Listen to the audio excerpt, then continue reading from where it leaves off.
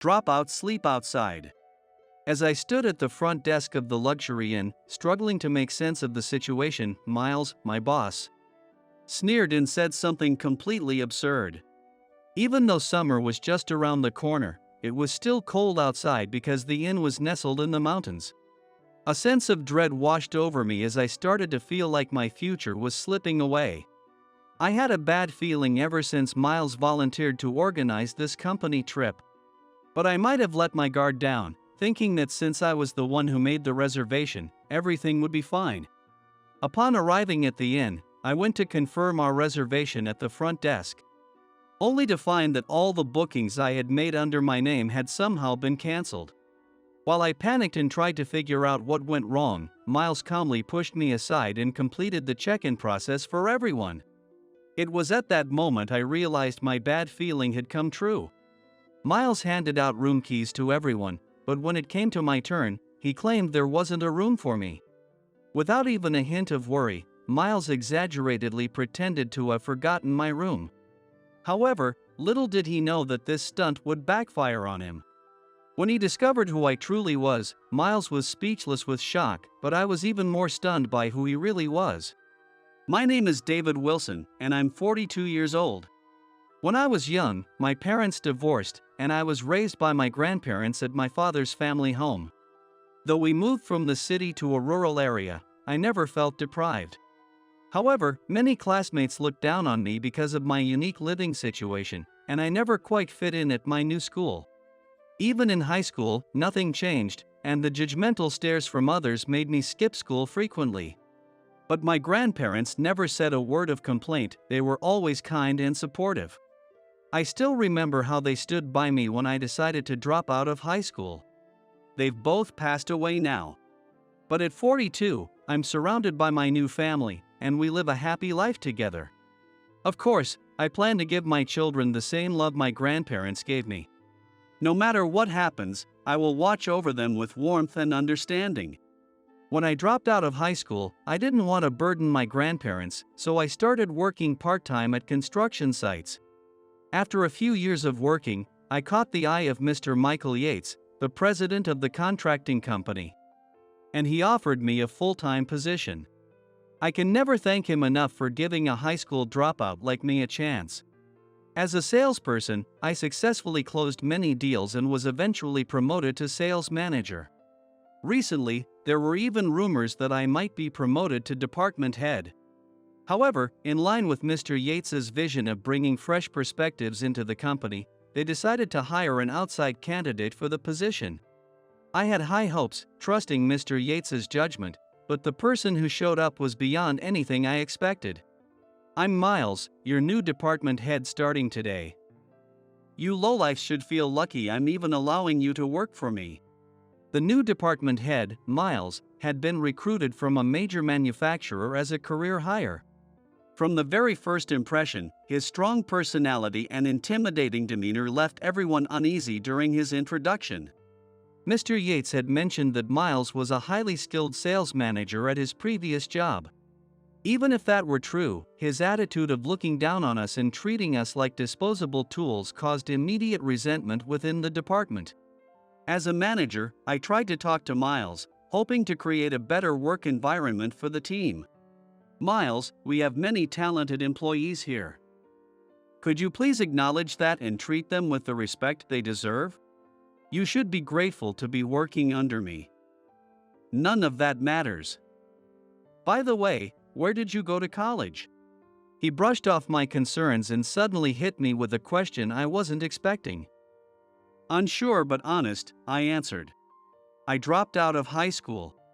Hearing that, Miles let out a slight snort, leaning back in his chair with a smirk. Well, that explains why you talk about such insignificant things. Low education means low value.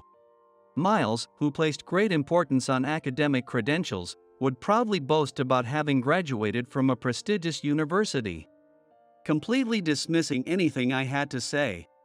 After enduring his endless bragging, I was eventually kicked out of his office as though I were a nuisance. From the next day on, my new nickname became the Dropout. Miles seemed to find pleasure in mocking my lack of education. even publicly ridiculing me in meetings attended by all department managers and above. Until Miles showed up, no one at the company had ever judged me based on my education. Everyone evaluated me based on my work ethic and results. That's why, despite my background, I was able to focus on my job, and even now, there are far more people in the company rooting for me than for Miles. Jealous of my growing success, Miles began to find amusement in harassing me. He shoved all the tedious, time-consuming tasks onto me, and before I knew it, my desk was buried under an ever-growing pile of paperwork. The stack of documents on my desk was so high it looked like it could collapse at any moment. You're supposed to be competent, right? A high school dropout should at least be able to handle these easy tasks, don't you think? On top of that, Miles even dumped his own work on me, which left me with no time for my actual responsibilities, causing me to make simple mistakes, like missing deadlines. See? A dropout can't even handle the easy stuff. With a smug grin, Miles would throw in snide comments and head out of the office right on time, leaving me to work late into the night. It wasn't unusual for me to get home after midnight due to all the overtime. Exhausted and sleep-deprived, I was starting to become mentally unstable. Miles always acted arrogantly in front of me. However, I often caught him sucking up to the higher-ups and executives, and each time, it seemed like he was spreading rumors that I was incompetent. I figured that denying the rumors would just sound like excuses, so I focused on proving myself through my work. After a few weeks, the harassment stopped, and I could finally handle my workload without issues. But I couldn't shake the feeling that it was the calm before the storm, and sure enough, I soon heard that Miles was in charge of this year's company trip. It seemed he had volunteered in an attempt to curry favor with the executives. A few days later, when he still hadn't come up with a travel plan, Miles suddenly demanded that we, the employees, come up with ideas. His unreasonable order left the entire department silent. Frustrated, Miles began shouting angrily, "Doesn't anyone know of a good place? What a bunch of useless, low-educated idiots!" His temper worsened by the day, and soon, his frustration was directed squarely at me. "Hey, drop out. You've had an easy life with nothing to do, so surely you know of a nice place, right? Well, I'm not good at anything besides work." Miles clicked his tongue loudly and stormed off, his footsteps heavy. Although I had a suggestion in mind, I hesitated, worried that it might cause trouble for the inn, so I kept quiet. As the days passed and Miles still couldn't make a decision, his mood grew even darker. "If we're going on a company trip, I know a luxury inn in the neighboring prefecture that offers good rates, but I'm not keen on recommending it." One day, while I was muttering to myself in the break room, Miles suddenly appeared out of nowhere and spoke up.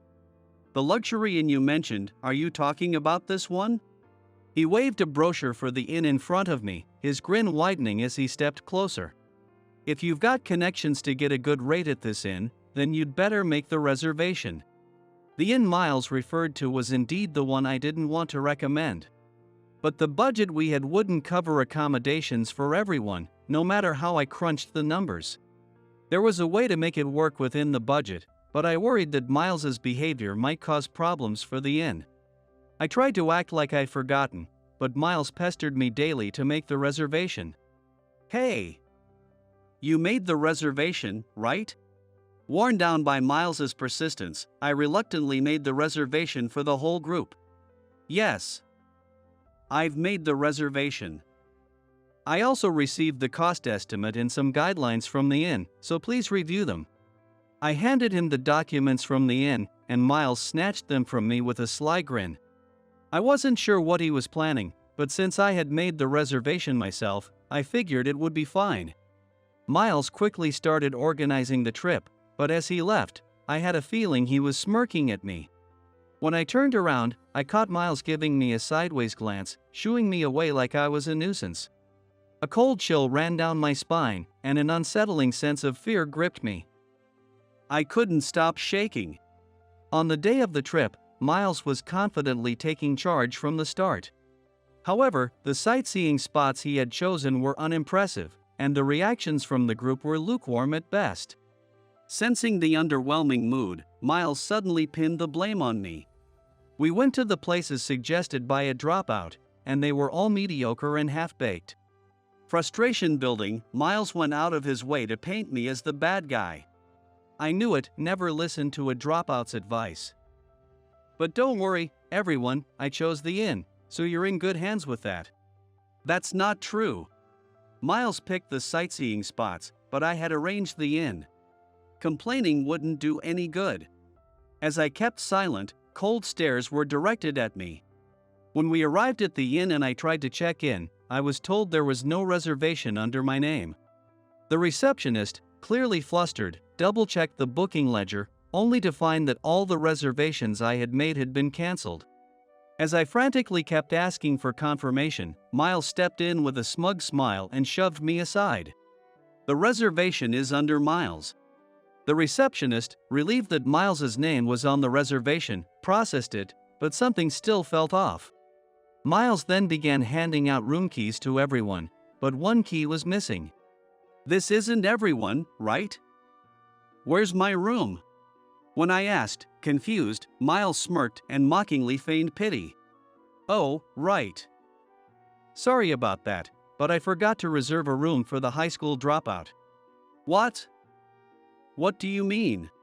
When I checked with the receptionist, it turned out that the reservation had been changed a week ago just in time to avoid any cancellation fees. Apparently, after I had secured the reservation, Miles had rebooked it under his name and deliberately reduced the number of rooms. If I don't have a room, what am I supposed to do? Though summer was approaching, the mountain air around the inn was still cold. As I panicked, Miles placed a hand on my shoulder and said something nonsensical, clearly mocking me. Dropouts sleep outside. It suits your low education, doesn't it? The reception staff were also visibly alarmed by Miles's bizarre behavior. But, given that this was a popular luxury inn, it was already fully booked. There was no way to free up another room at the last minute. My shoulders slumped, and a sense of hopelessness washed over me. The receptionist, now pale and panicking, scrambled to handle the sudden situation. However, I couldn't shake the bad feeling I had, as I had suspected that something like this might happen all along. Completely fed up with Miles's scheming, I took a deep breath and began to gather my belongings. Understood. But don't regret this later. Huh? What's there to regret about one dropout not staying with us? Miles grinned smugly. Without another word, I turned my back on him and calmly walked out of the inn. The next morning, after enjoying a peaceful night elsewhere, I was awakened by the ringing of my phone. The call cut off just as I was about to answer, but when I checked my phone, I was shocked to see 100 missed calls from Miles. I must have slept deeply after the exhausting events of the previous day. Curious, I called him back, only to hear Miles's frantic, relieved voice. Finally! I got through. Now we can fix this. All of Miles's usual arrogance was gone. Still half asleep, I casually asked what the issue was. What's the matter this early in the morning? What do you mean, what's the matter? You must have done something. Take responsibility. Miles was furious, shouting accusations, but I remained calm. I told you yesterday not to regret it. My response only seemed to enrage Miles further, his voice rising again. So you did do something. You've ruined my perfect plan. What are you going to do about it? I didn't do anything. That can't be. Now my reputation is ruined.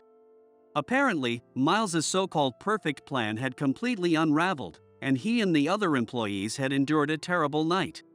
First, the luxury inn's highly anticipated gourmet dinner never arrived, and everyone had to buy their own food from a nearby convenience store. Meanwhile, I had spent a relaxing night at a nearby hot spring facility. Miles had been trying to call me all night, but I slept through it, unaware of the chaos. That explained all the missed calls. To make matters worse, the breakfast buffet, which was supposed to feature local delicacies, wasn't served either. And Miles was being blamed for everything. Frustrated that I hadn't answered any of his calls, Miles had kept calling until morning, finally getting through to me. Miles kept blaming me relentlessly, refusing to listen to a word I said. Once he had exhausted himself with complaints, I calmly explained the details I had already provided along with the estimate. I believe the note I gave you mentioned that if the reservation was made under a name other than mine, the standard rates would apply. What? That paper, oh, that one. But who actually reads that stuff? I did remind you to go over it carefully, didn't I? The reservation had been made at a special discount through my connections. However, it was clearly stated that if the booking was made under a different name, the budget would only cover basic accommodations without meals. Despite this, Miles, still refusing to accept the situation, kept blaming me, but nothing about the situation was going to change. Through the phone, I could hear Miles's raised voice, along with the sound of executives and employees berating him in the background. At some point, I even heard Miles, with no choice left, apologizing profusely, bowing his head to those around him. "I'm sorry, I'm so sorry. Just come here, right now." His voice trembling with panic, Miles hung up the phone before I could respond. When I reluctantly returned to the inn, I saw Miles sitting uncomfortably on his knees, surrounded by a crowd at the front desk. "Good morning, sorry to keep you waiting. Why didn't you answer my calls? Where were you, and what were you doing last night?"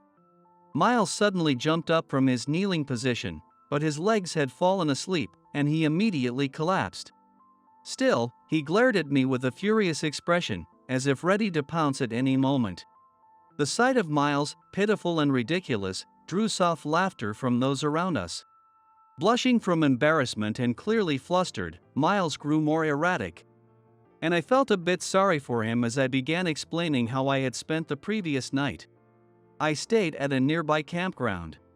"A campground? Where the hell is that?" "It's about a 20-minute walk from here.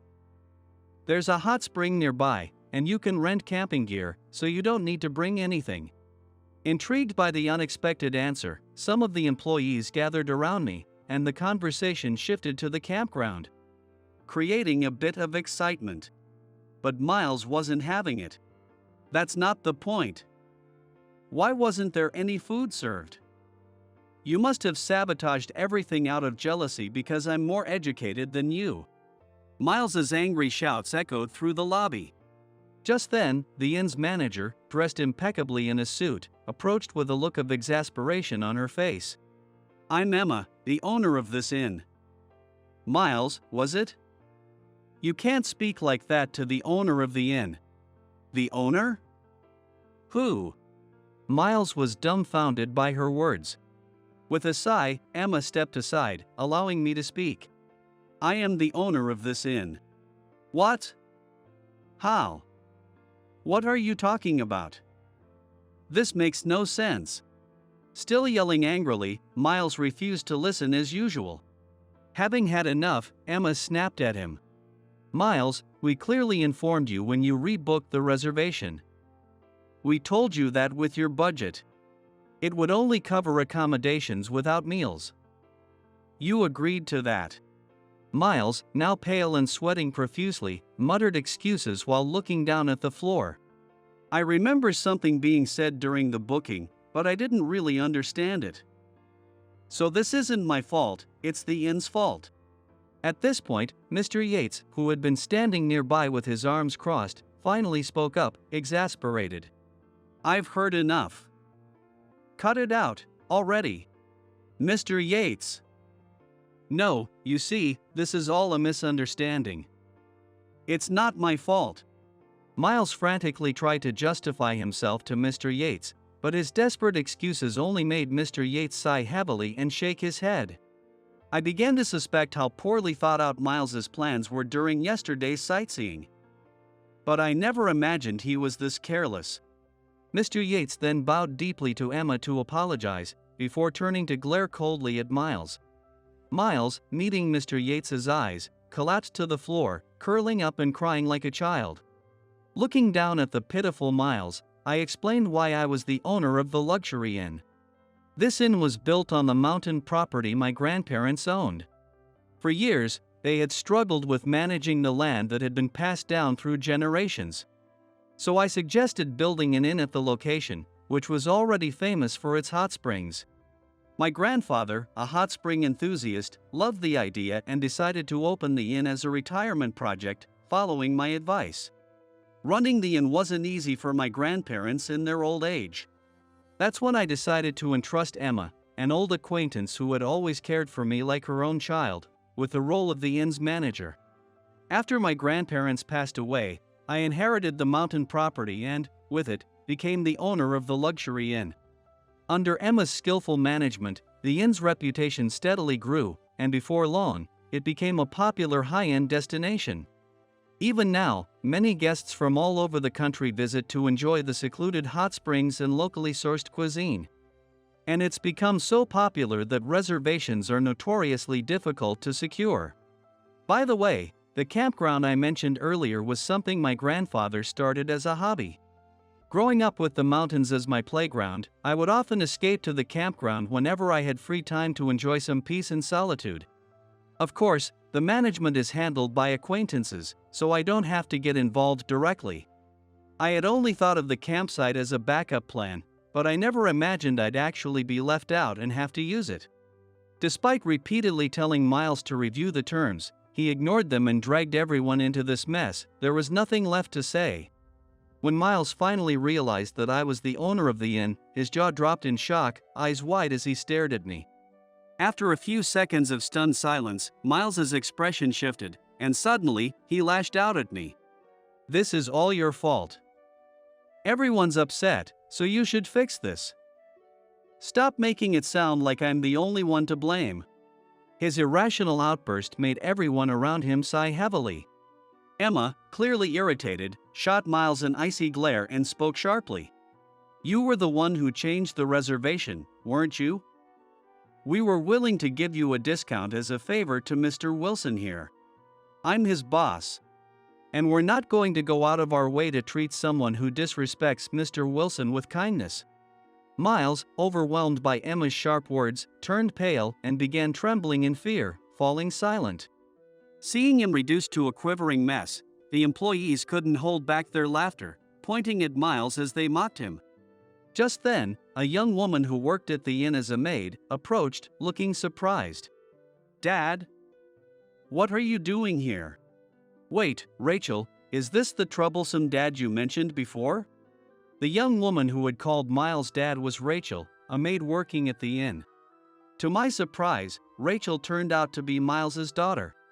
Startled by this sudden revelation, Miles quickly straightened his posture and averted his gaze, pretending not to know her. "Dad? No, I don't know what you're talking about. I'm not your father. You wouldn't want your daughter to see you in such an embarrassing situation, would you?" I muttered. At that, Miles suddenly stood up and rushed toward me, clearly agitated. "I told you, I'm not her father." "Miles, calm down," I said. His blatant behavior was becoming more and more uncomfortable to watch. Come to think of it, I suddenly remembered something. Ever since the company trip was first mentioned, Miles had been holding onto a brochure for this inn. Could it be that Miles had wanted to come here from the start just to see his daughter? That suspicion quickly turned into certainty. Could it be that you wanted to come here because your daughter works at this inn? Stop it. Don't say unnecessary things. And now that you mention it, you were unusually enthusiastic about this trip. Miles, now red-faced with embarrassment, desperately tried to shut me up, but his efforts were clumsy and ineffective. Mr. Yates, who had been silently observing Miles's actions, gently placed a hand on his shoulder and nodded, as if he understood everything. Miles, face scrunched up with shame, curled up and muttered to himself, clearly at a loss. Unable to keep his composure, Emma stifled a laugh as she addressed Miles. "Trying to impress your daughter? Maybe you should start by listening to what people have to say." Ha ha. Rachel seemed to realize from the situation that Miles had caused trouble by going overboard. With her face turning red and tears welling up, she bowed deeply to us, clearly embarrassed by her father's actions. "I don't know what to say. I'm so sorry. My father always tries to show off in front of others, but he always ends up failing like this." As Rachel spoke, clearly embarrassed, we all nodded in understanding. It made sense. If someone like Miles, who never listens and always acts unilaterally, was your father, you'd have your fair share of embarrassing stories. Miles tried to stop his daughter from apologizing, but Rachel glared at him with tear-filled eyes. "I thought I'd finally gotten away from you. You're the worst." With those words, Rachel looked down and began to cry. When we asked for more details, we learned that Rachel had started working at the inn to escape from her father. As much as I had been annoyed by Miles, I couldn't help but feel a little sympathy when I realized that this trip was his desperate attempt to see his daughter, even if only as a guest. Miles, now more dejected than I had ever seen him, collapsed onto the floor, utterly defeated. Feeling a bit sorry for him, I decided to offer a small compliment. "You know, your father just tried a little too hard today. Besides, isn't he supposed to be highly educated and a very capable man?" Rachel looked surprised at my words. But then, as she revealed the truth, we all exchanged bewildered glances, stunned by what she said next. "That's not true. My father's just a show-off. Half of what he says about his education is practically a lie."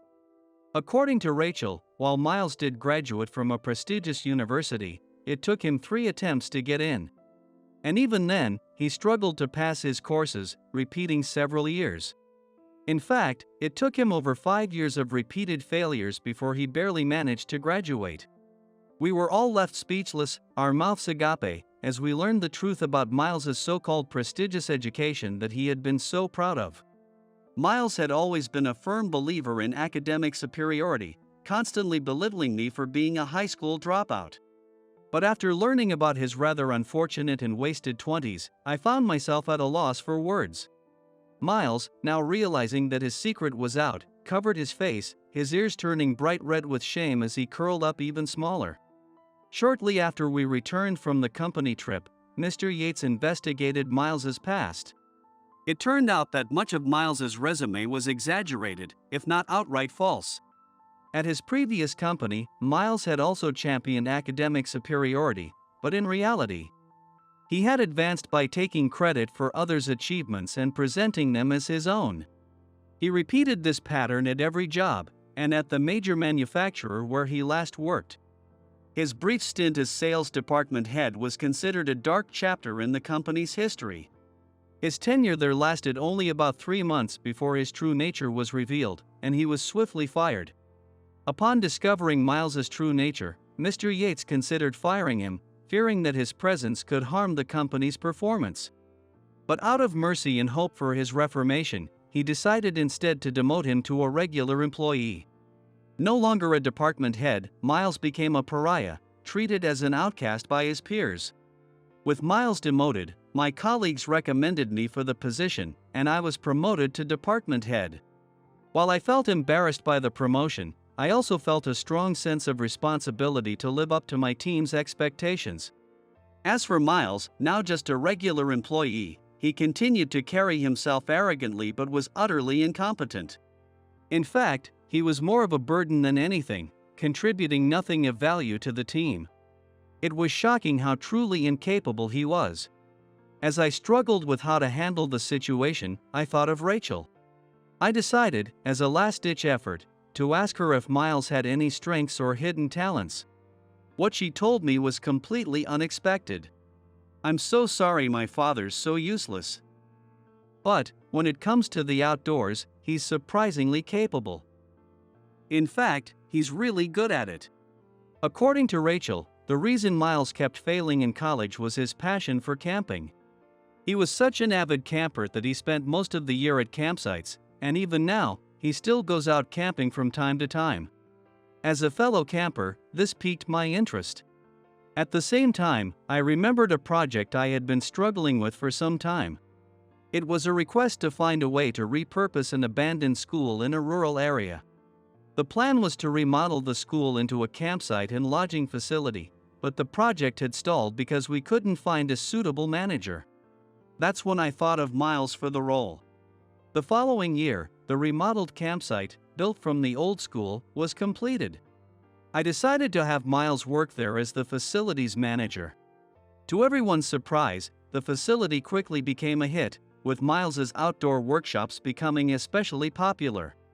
His extensive knowledge and experience in the outdoors, something he proudly claims to be unmatched, proved true. Miles's survival skills, many of which even I didn't know, became widely talked about for their potential use in disaster relief situations, attracting media attention and even TV interviews. For the first time in his life, Miles, now frequently relied upon by others, was moved to tears, saying he had never felt so valued. Rachel, drawing on her experience as a maid at the inn, also began helping manage the facility alongside her father.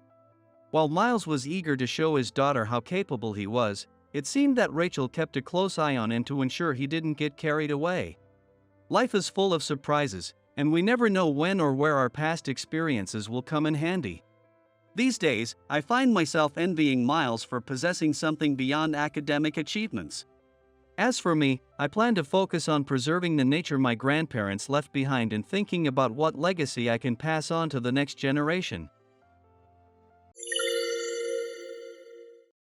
My name is Kevin. I'm not sure where to begin, but I thought I'd start by sharing a bit about my past. I grew up without a father. Since I only knew a household without a father figure, it didn't feel strange to me. But around elementary school, I started to realize it wasn't exactly normal. I began to wonder, why didn't we have a father in our home? Some friends, without much thought, would sometimes bring it up. Hey, Kevin, why don't you have a dad at home? I couldn't answer that. After hearing it a few times, I couldn't help myself. I decided to ask my mom. Hey, Mom, why don't we have a dad at home? Right after I asked, I regretted it. She looked troubled, a bit lost. Kevin, But that's all she said, and then she went quiet. Seeing her like that, I understood. This was something I shouldn't have asked. I quickly put on a smile. Well, it's fine. You're twice as kind to me as any dad would be, so that's enough for me. And with that, I didn't wait for her to respond. I just ran outside to play. Living with just my mom didn't feel lonely.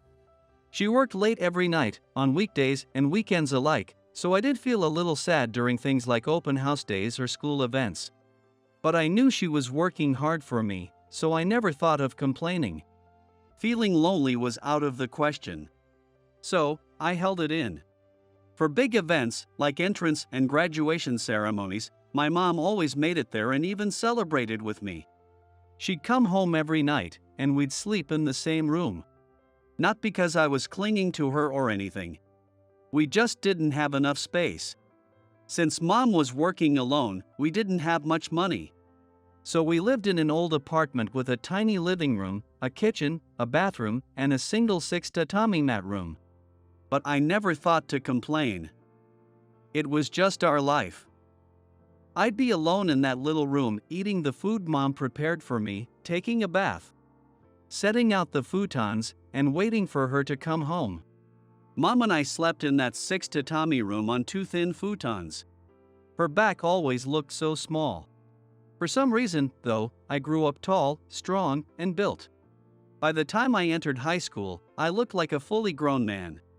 Because of that, I kept getting scouted for sports teams, but I figured I'd rather work a part-time job than join a club. One day, I brought a flyer to my mom. Mom, is it okay if I work here? The flyer was for a construction job. I'd seen it posted at a construction site I passed on my way to school, so I'd stopped by to ask about it. An older man who seemed to be in charge had given me this flyer. Mom took the paper, looked a bit surprised, and then started reading. After a few minutes, she looked up. But what about studying? High school only happens once. Why not enjoy it with a club or hanging out with friends? Well, honestly, I almost didn't go to high school. I wanted to start working and help out sooner. I smiled. Back when I was applying to high schools, I'd told her over and over. I wanted to start working as soon as I could to make things easier for her. But she'd always gently replied to me, "Kevin, your teenage years only come once. Don't be afraid to make the most of them.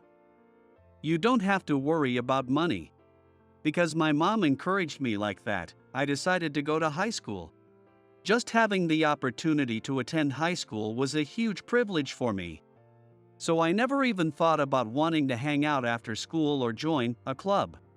No, I was planning on getting a job as soon as I turned 15. "As long as you don't mind me working at this site, is it okay if I take the job?" "Thank you. Kevin, you're so thoughtful." And so, I began working at the construction site.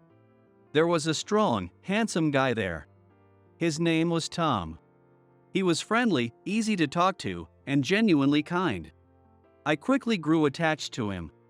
"Kevin, did you get something to eat?" "Yes. I ate 2 bowls. It's going to be hot again today. Make sure you stay hydrated." "Yes. Thank you." "Good. That's what I like to hear." Tom was 26. He was about 10 years older than me, but he had a youthful energy that made him feel like an older brother. Tom was also sort of my mentor, so he guided me with a mix of kindness and occasional strictness.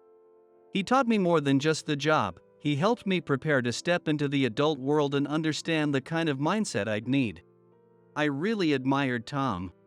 I wanted to grow up to be like him. The life lessons I learned from him went straight to my heart, much more naturally than the rules and regulations taught by teachers at school. In my mind, Tom became like the older brother I never had, or even the father I'd never known. With Tom and others at work supporting me, I worked hard. And most of my earnings went to support our household. Then, when I reached my senior year of high school, something happened. "Kevin, have you thought about what you'll do after graduation?" One day, Tom asked me. "We're just a single-parent family, so I'm planning to start working right after high school." "Is that so?" "Well, then, there's something I'd like to ask you." Tom hesitated for a moment, making me tilt my head in curiosity. "Hey, Kevin. Would you be interested in working at this company with me?" "What?" I was stunned. "Work here? With Tom?" I didn't hesitate. "Are you serious?" "I'd love to work here." It was a no-brainer. Being able to work somewhere I felt motivated and enjoyed so much was all thanks to Tom. The idea of working alongside someone I admired felt like a dream. When he heard my response, Tom looked relieved. "Great. I was a little worried you might say no." "There's no way I'd say no," I replied with a big smile. It was a request from Tom, someone I admired deeply. Of course, I'd give him an enthusiastic yes. So, the 3 of us, my mom, Tom, and I, made plans to have a meal together to celebrate. My mom worked at a small diner. She reserved it just for us that evening, so Tom could enjoy her cooking. It was the day after my graduation. The 3 of us gathered at the small diner where my mom worked. It was a modest place, but it was clean and had a pleasant atmosphere. The table was filled with dishes my mom had prepared. "Nice to meet you. Thank you for always looking out for Kevin. I'm his mother." "No, it's me who should thank you.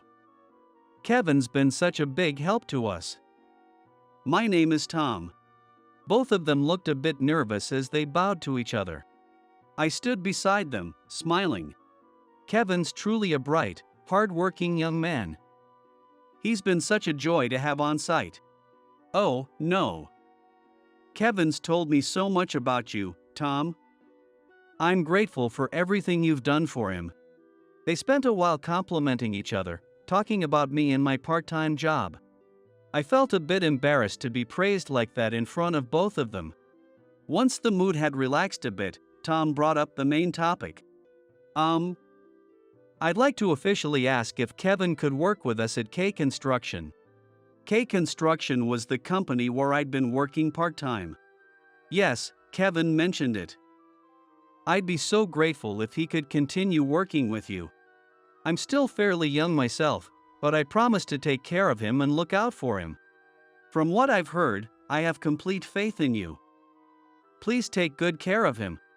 And so, I became a full-time employee. Of course, I was already familiar with the worksite, so it didn't feel like a major change. The main difference was that my status shifted from part-timer to full-time employee, bringing new responsibilities. I also began working full days instead of just after school or on weekends. Still, it was a lively work environment, and most importantly, Tom was there, making it a place where I felt completely comfortable. I worked harder than ever. The tasks I was assigned became more challenging, and my responsibilities grew. I was even entrusted with training some of the part-time workers. But I didn't mind the physical labor at all and took my work seriously. My contributions to the household tripled.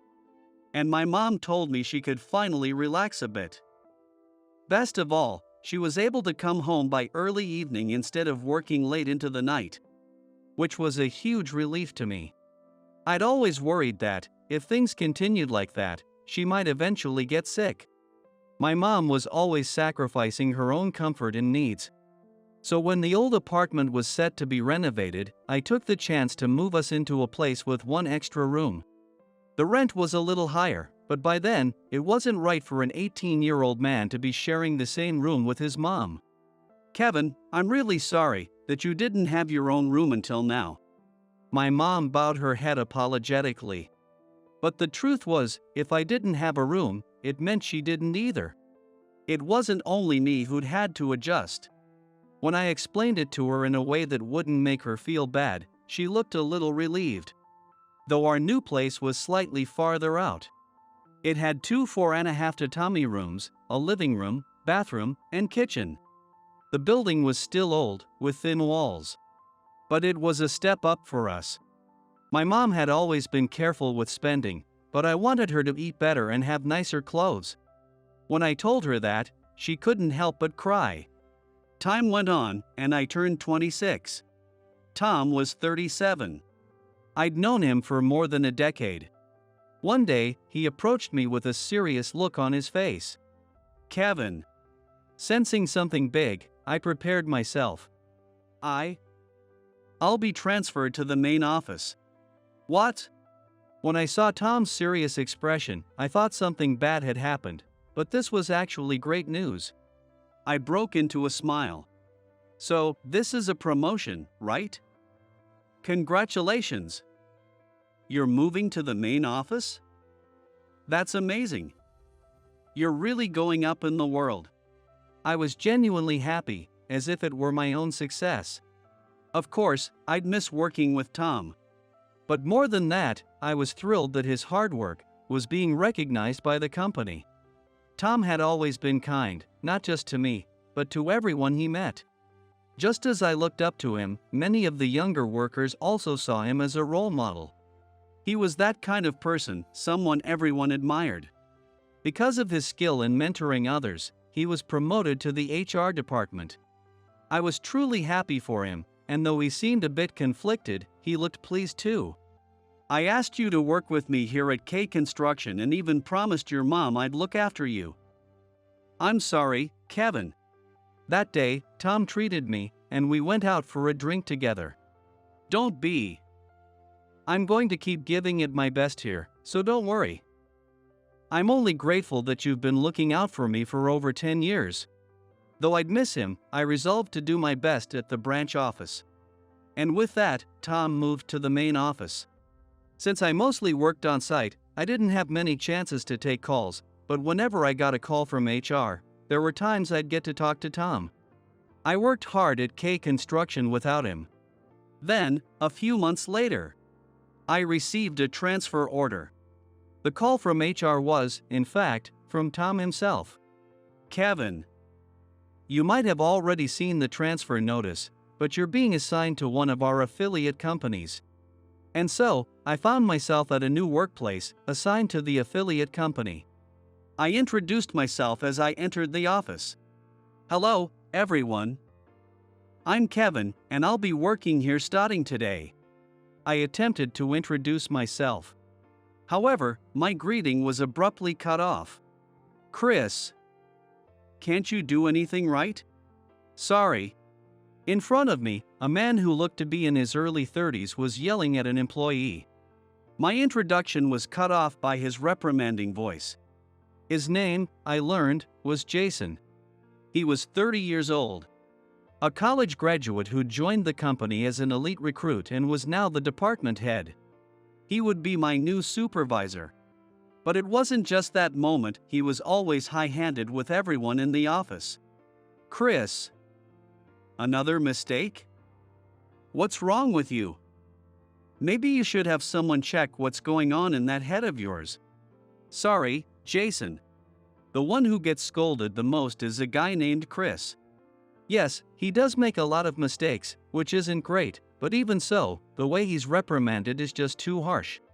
It's been a few months since I was transferred here, and I've gotten a feel for the office dynamics.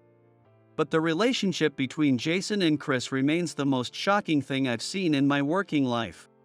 I'd certainly encountered strict people before. On site, mistakes can lead to serious injuries. So, there were people who would deliver harsh reprimands for that reason. But I'd never seen anyone talk down to others in such a demeaning way. Chris, you messed up the numbers again. What's the deal? Are you trying to mess with me? No, not at all. I'm very sorry. Oh, so you just like to make me mad, don't you? Is that it? Is that why you keep making these stupid mistakes? I'll fix it right away. Fixing it doesn't make it okay, idiot. Are you messing with me? Ha! I'm sorry.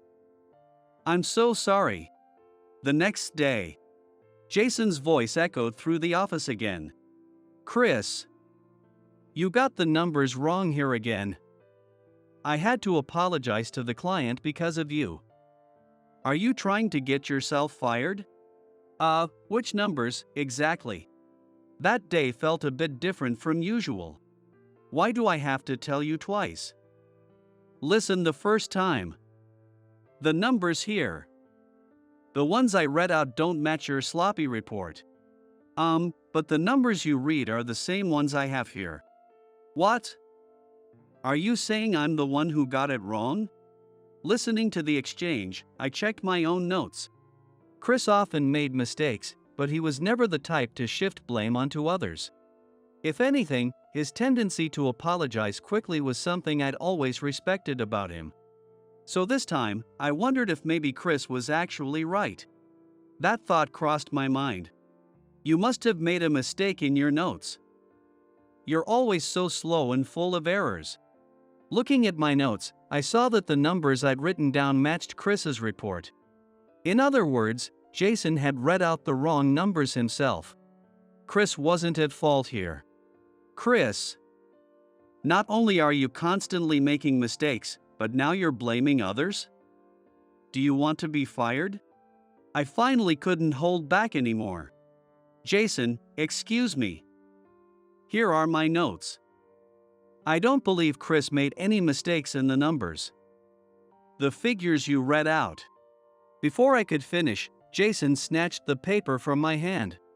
After glancing over the numbers, he tore my notes into shreds. Oh, so you're challenging me now, are you? The room filled with tension. Jason was known for lashing out whenever things didn't go his way. And once he marked someone as an enemy, he would go after them relentlessly. Most people just tried to stay off his radar.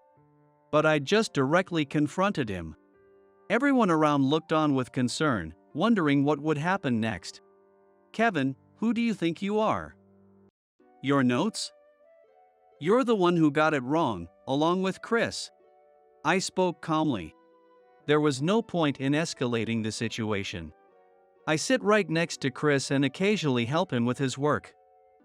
For that reason, I take notes on the numbers you read out, just in case. Oh, so you fed him the wrong numbers, didn't you? This time, I didn't communicate any numbers to Chris. It's highly unlikely that we both recorded the same incorrect numbers by coincidence. Oh, I see. You two are working together to set me up, aren't you? Is this fun for you?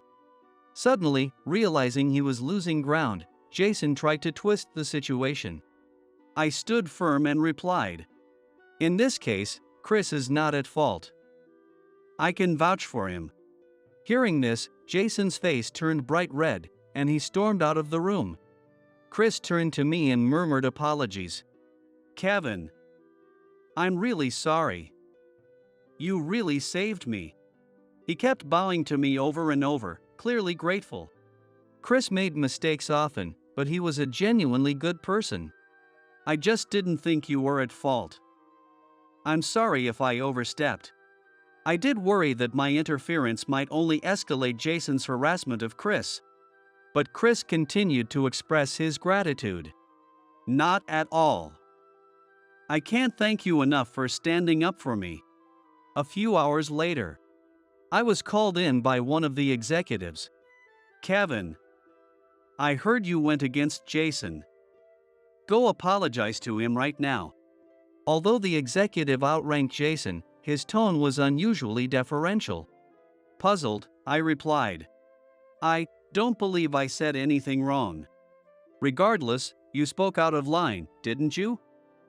You shouldn't be disrespectful to your superior." Disrespectful?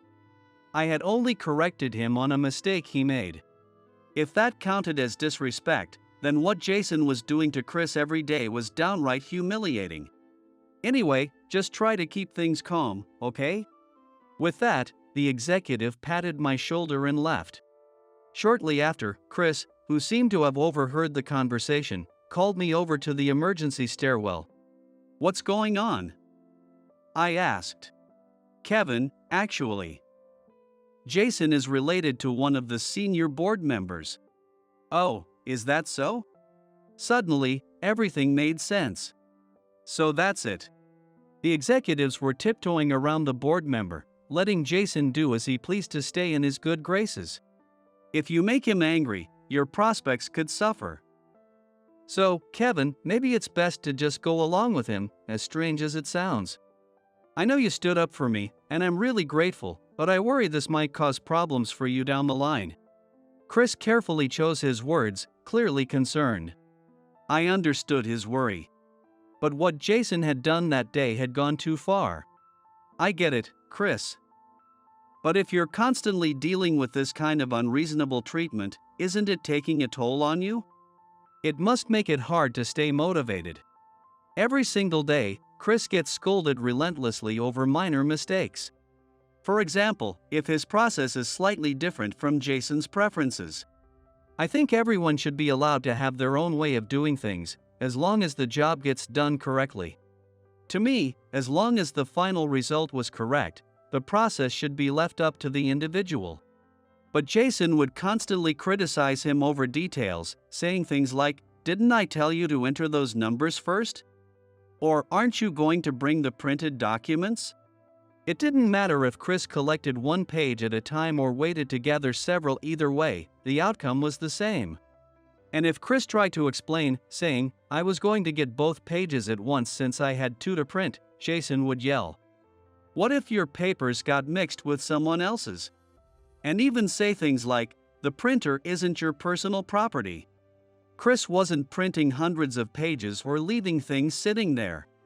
If he was printing in large batches or leaving it for too long, sure, that would be a problem.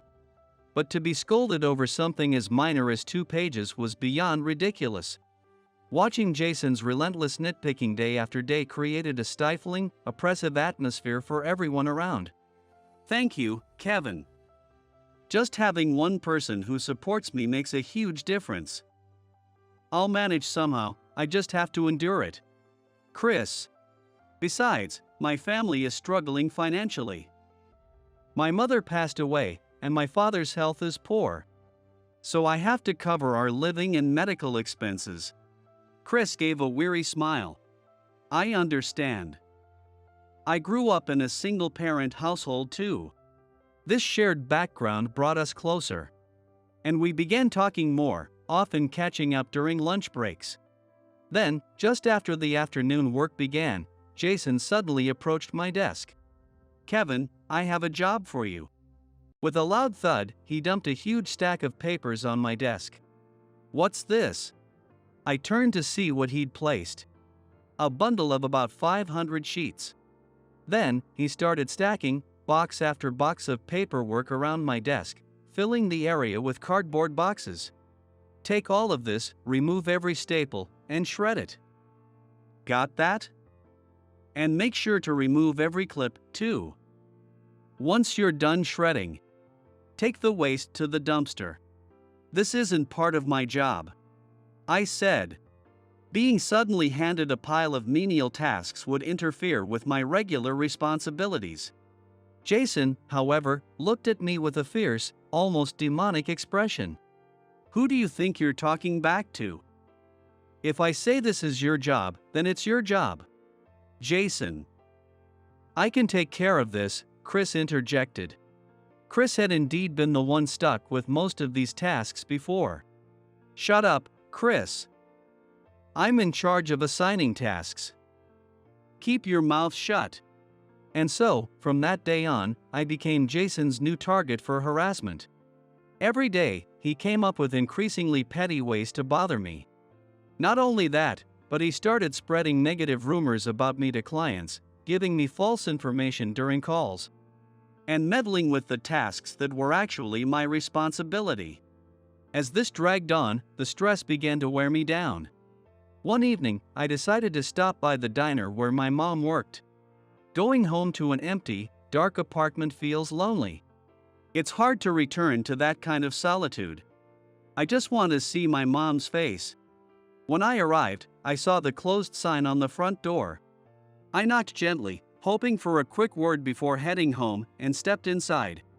Mom appeared from behind the counter. "Oh, Kevin. What brings you here?" "Oh, nothing." I couldn't bring myself to tell her that I'd come because of how rough things were at work, so I made up an excuse. I was nearby on business, so I thought I'd stop by on my way home. "I see," she replied. Just then, I noticed a figure moving at the far end of the counter. I hadn't realized there was someone else here. "Oh. I'm sorry." Without realizing it, I'd interrupted their conversation. The man smiled warmly and said, "No need to apologize." Since the closed sign was up, he probably wasn't a customer. I raised an eyebrow, curious. "Your son?" he asked. "Yes, I'm her son, Kevin." Not knowing who he was, I introduced myself politely. The man nodded, saying, "I see. I see," with a hint of emotion in his eyes. As I watched him, I began to get an inkling of what was going on. The man looked to be around my mother's age, and was dressed well, with an air of refinement. Maybe, just maybe, I suddenly felt uneasy. Sensing this, the man began to tell me everything. That night, I found myself unable to sleep. The next morning, I went to work as usual, and there was Jason, smirking at me. Then, he tossed a brochure at me.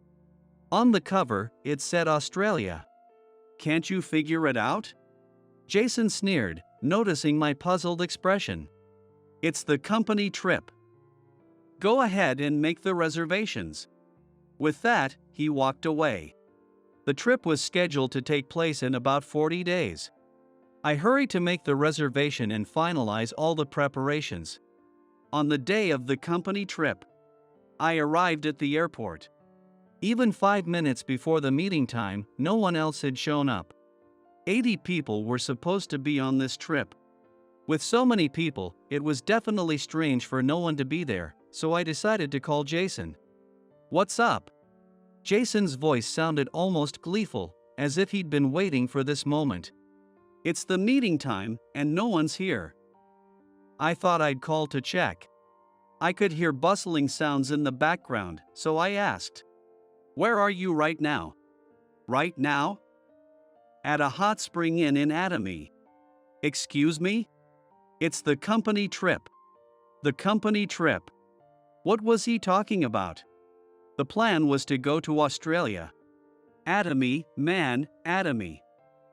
Everyone's in atomy. Oh, except Chris. I told him the destination changed to Tohoku and to meet us at the Shinkansen station. He's probably wandering around the station right about now, totally lost. I heard laughter from the employees around him. Oh, and by the way, you'll be covering the cancellation fee. Thanks a lot. This was beyond forgiveness. I spoke in a low voice. Got it. You're all fired. What? I'll go through HQ and make sure every last one of you gets terminated. My tone in the phrase through HQ must have shaken him because his tone suddenly changed. Wait, what do you? I hung up right there. Then, I noticed several missed calls from Chris. And I called him back. Kevin.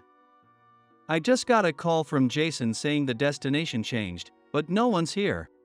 I explained the situation to the bewildered Chris. He sounded angry too. Why would they pull something like this? They'll get what's coming to them. Just wait. I looked forward to the end of the 4-day trip they thought they were enjoying. When Monday came, Jason and the others returned from their atomy getaway, grinning smugly and shooting glances at Chris and me. What was that again? Getting fired? Going through HQ? Can't wait to see how that pans out. Jason laughed. The surrounding employees chuckled, some even breaking out into loud laughter. All right, you two lackeys, get on with the cleaning. Then start on the shredding. And if you're 5 minutes late, there's a penalty. Laughter filled the room. Just then, a low, commanding voice cut through the noise. I see, so this is the kind of environment you've created here. A deep male voice sounded, and everyone in the office turned toward the entrance. There stood Dad. Alongside the middle-aged man was Jason's father, Robert, who was the executive of our company, and next to him, Tom, who waved at me with a smile. Excuse me, but outsiders aren't allowed in here, Jason said to the older man and Tom. Immediately, Robert rebuked him. Don't be rude. This man is Mr. Anderson, the CEO of K Construction. Mr. Anderson? Jason looked absolutely stunned. Of course. Since we're just a subsidiary, it's understandable he'd never met the CEO of the main company before. But here he was, the CEO himself. The 5 of us, Mr. Anderson, Robert, Jason, Tom, and myself, were then gathered in the meeting room. I hear there's been a consistent pattern of harassment from you, Jason, the CEO said, looking directly at him. I briefly explained what had been happening. Jason quickly interrupted, desperate to defend himself. Mr. Anderson, this is all Kevin's fabrication. I have indeed provided guidance, but it was purely professional. There was no harassment whatsoever. Jason rambled on, spinning one lie after another. At that moment, Mr. Anderson nodded and said, Let's hear that audio. Certainly. Tom replied, playing the recording he'd prepared.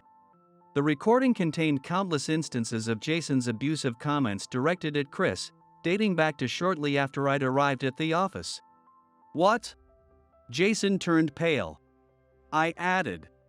The truth is, my transfer here was to investigate complaints about Jason's abuse of authority submitted by other employees. There was also a complaint from the previous manager here, Tom continued. When the previous manager opposed Jason's harassment, he was transferred under pressure from Deputy Director Robert. Jason's eyes widened in shock at this revelation. These verbal abuses toward Chris are unacceptable, and the incident with the company trip is inexcusable, Tom said. Then, the audio of Jason's instructions and his mocking remarks from Atomy played from the recorder, making everything perfectly clear. And so, Mr. Anderson concluded, you're fired. This kind of conduct can't be overlooked. We will inform you too of your termination. Robert and Jason. Jason's voice rose in desperation. What? Why? Firing us just like that, now that's abuse of authority on your part. You're dragging me down with you." As Jason and his father, Robert, began protesting loudly, the CEO's assistant entered and promptly escorted the two out of the meeting room. Mr. Anderson then turned back to me, his expression softening. "I'm truly sorry for putting you through such a difficult task." "It's all right. It was my job, and I wanted to help Tom too," I replied. "Your effort means a lot, and I owe you my thanks and an apology, not just from my father, but from me as well," Tom added, bowing his head respectfully. That's right. Tom was actually the son of Mr. Anderson. The man who'd visited my mom's diner recently was none other than Mr. Anderson himself. Since he had a different last name from Tom, I hadn't realized they were related, but they were, in fact, father and son. Apparently, Mr. Anderson had heard a lot about me through Tom and had decided to visit my mom's diner to meet her. During that visit, they discovered that my mother and Mr. Anderson were childhood friends. Despite nearly a decade age difference, my mother had often played with him when she was little. Initially, I had thought Mr. Anderson might be my father. But after hearing the full story, I understood the true connection. My mom and the CEO were lifelong friends, and Tom and I had met entirely by chance. Realizing this felt almost like destiny, and I was moved by the connection. After that, Jason and Robert were dismissed, and I was able to return to my original position at K Construction. The employees who had supported Jason's antics at the affiliate company were also appropriately dealt with, allowing Chris to work in a much healthier environment. And now, Tom is working with me in the same office. I'm genuinely happy to be back working alongside him. From here on, I'm determined to value the people around me and work hard at the job I love. Are you here for the interview? I called out to her, but my mom and the woman were busy wiping off her shoes with a towel and didn't respond. I watched them curiously until the woman finally noticed me and let out a quiet, "Oh." At that exact moment when our eyes met, the story that would profoundly change my life began. My name is Kyle. I was born into a typical family with a father who worked in an office and a mother who worked part-time. Whenever my dad had an early day or was off, he would spend time with me, playing catch or racing around. Always cheerful and playful like a kid himself. I loved him for that. But things started to change with my dad around the time I entered middle school. In those years when I was inclined to rebel against my parents, it was always my mom who dealt with me, so my dad was never around. He got promoted to section manager and said work kept him busy, often coming home late at night. Even on his days off, he'd leave to finish up work and sometimes wouldn't come back until the next evening. At first, I thought it was just how it was when you moved up in a job. But I realized something was off when he started wearing perfume every time he went out. He'd never been one to care much about his appearance, but after becoming a manager, he started paying extra attention to his looks. Seeing him like this, it felt like he was a different person from the dad I'd known. As a middle schooler, I suppose it wasn't strange, but we stopped going anywhere as a family, and conversations with my dad nearly disappeared. He went out alone, as if by habit, on every weekend. Even as a kid, I couldn't help but feel suspicious, so I knew my mom must have sensed something, too. Still, my dad didn't hide his actions, and he was blatant, even bold about them. On days off, he'd go off somewhere and return with a different scent of perfume lingering on him. Yet my mom said nothing, bearing it all silently. I couldn't understand why she put up with it, but over time, she seemed to lose her spark. She quit her part-time job and started staying home most of the time. On weekends, when we went shopping together, she would feel uneasy under others' gazes or get anxious when neighbors whispered to each other. In those moments, her breathing would become heavy, and I could hear it growing harder. I wondered if something was wrong with her health. I started worrying about it so much that I even searched the symptoms online. That's when I learned about a condition called social anxiety disorder. It affects people who struggle with talking to others or being in crowds. At that time, I didn't see it coming. That's what I thought. Because at home, she always smiled kindly and spoke to me with gentle words. As my entrance exams approached, she prepared healthy meals, saying, "Make sure to eat well," and cheered me on. But now that I'm older, I realize just how much she was forcing herself back then. She must have been hiding her vulnerabilities, so I wouldn't worry while I prepared for high school entrance exams. In my own way, I tried to understand and respect her unspoken struggles. When her breathing would get shallow, like a panic attack, I'd gently say, "Take your time, breathe slowly." And while I tried to be there for her, my dad's selfish actions made me feel something even stronger than resentment. Every night, my dad would come home late, carrying the scent of someone else's perfume. Every time I smelled it, a wave of disgust washed over me. From then on, I found myself avoiding anyone who wore artificial scents, regardless of gender. Then, shortly after I got accepted into high school, my mom firmly asked my dad for a divorce.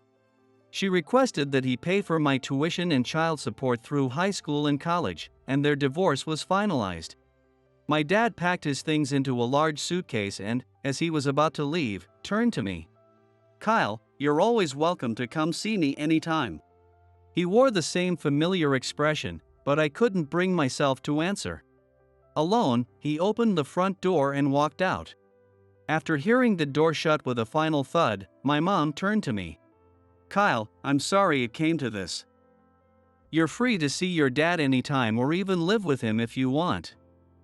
The choice is yours." She spoke slowly, carefully considering my feelings. But as a fellow man, I felt nothing but contempt for my father. I had no intention of seeing him again, and I'd take his place in caring for my mom. Without even realizing it, my rebellious phase had shifted into a genuine desire to protect her. "I'll stay here with you, Mom. I don't need to see him anymore." Seeing her tearful eyes, I vowed that she'd never have to wear that sad expression again. That was the day I made that promise. After that, life with my mom became peaceful. We had a modest savings, plus child support from my dad. My mom started working a full-time job. She worked hard and still took care of my everyday needs. We couldn't afford luxuries, but life wasn't bleak, and gradually, her smile returned, and we finally found some inner peace. Her panic attacks lessened over time, and she stopped worrying about others' gazes.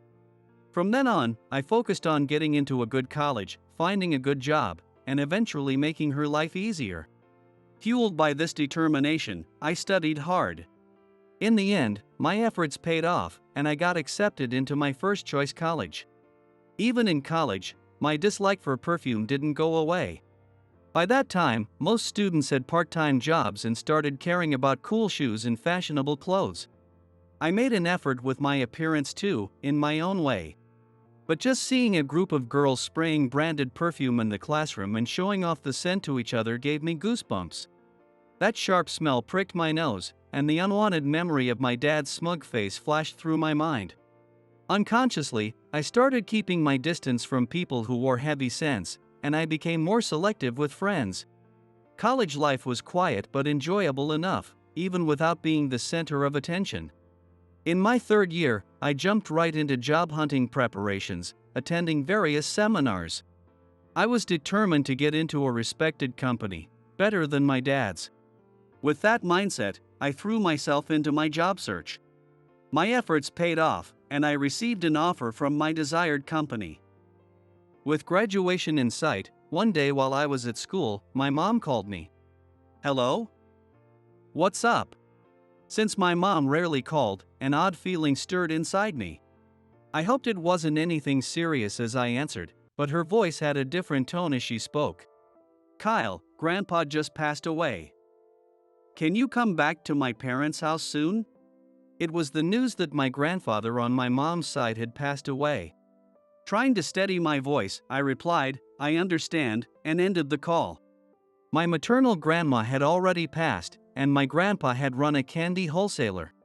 He also ran a small candy shop in front of the warehouse, where neighborhood kids and adults would come to shop. One corner of the spacious warehouse was packed with shelves full of candies for customers to pick from.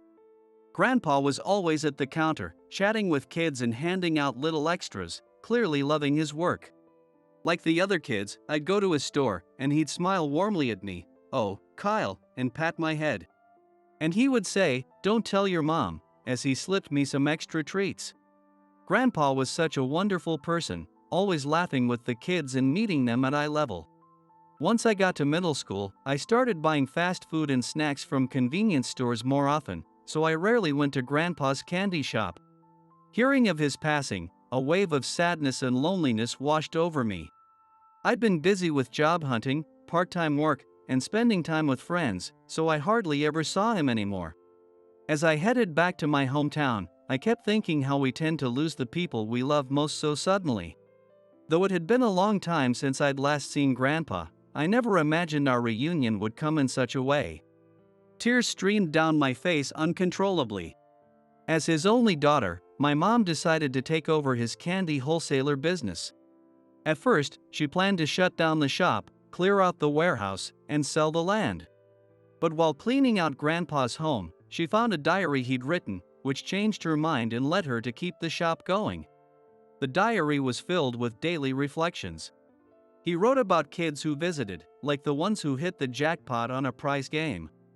Or the new candies he'd stocked that weren't selling well, everyday moments, conversations with customers, each entry painted a picture of his days. Finding the diary must have stirred something in my mom. My grandfather had protected this candy wholesale shop for years, and now it was her turn to carry on. After learning about my mother's hopes, I decided to turn down the job offer I had secured and chose to help her keep the shop running.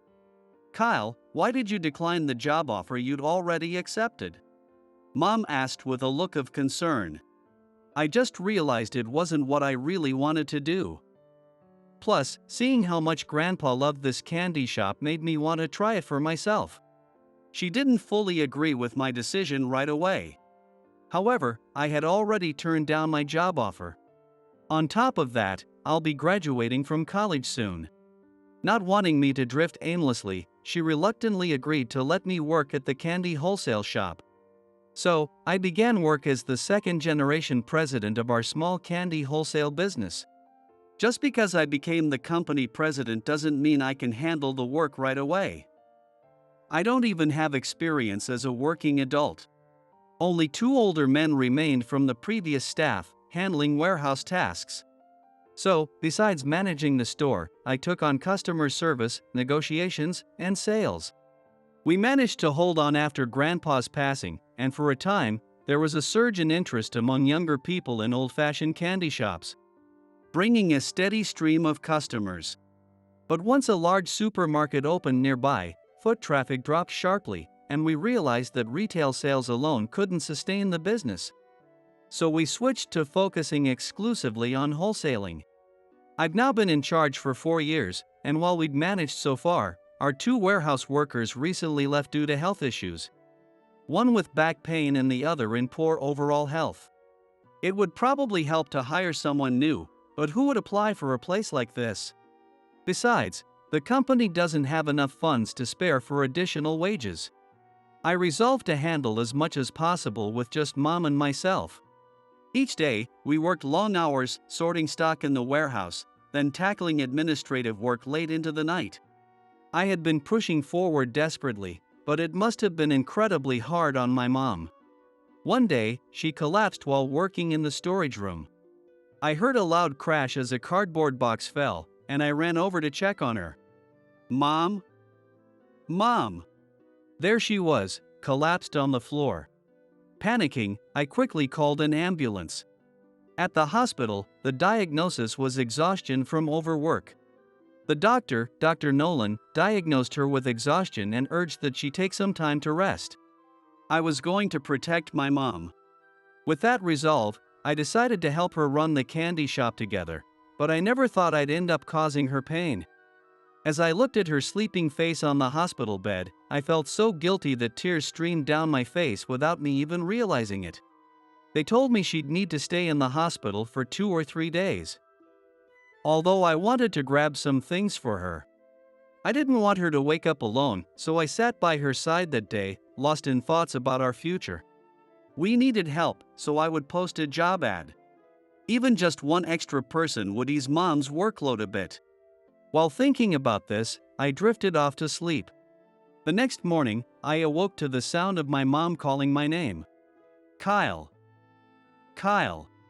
She spoke in a faint, strained voice. Oh, Mom, you're awake? I'm so relieved. How are you feeling? Mom looked around, puzzled, and asked why she was here. Where is this? A hospital? She glanced around curiously. That's right, it's a hospital. You collapsed yesterday, and they brought you here by ambulance. As I explained, she started to sit up. Oh, I'm sorry to trouble you. I'd better hurry home and get everything ready. I held her back, gently but firmly. Mom, don't worry about the deliveries, I'll take care of them. Dr. Nolan said you need rest. You'll be here for 2 or 3 days. I'll head home now and bring you whatever you need. Upon hearing this, she suddenly began to cry. I'm sorry, I'm so sorry. She murmured it over and over. Why are you apologizing, Mom? You just pushed yourself a little too hard. Now, let's focus on resting and getting you well again. I reassured her, comforting her as she wept. After heading home to gather her belongings, I went back to work. I had to prepare the orders due that day and get them ready for the delivery service. Working tirelessly, I managed to get everything done on my own. The next 2 days were so hectic that I barely remember them. I was working non-stop. Managing to handle everything on my own made me feel even more strongly that I needed to step up and lead as president. When Mom was discharged, I told her I'd decided to put out a job ad. We were looking for a part-time accountant. The wages aren't particularly high. It's been a week since the job posting went up, and not a single person has applied. Nothing today, either. Doing everything by myself left me exhausted, and I found myself grumbling alone in the storage room. All that came out were sighs. But 3 days later, the phone finally rang with an application. Today was the interview.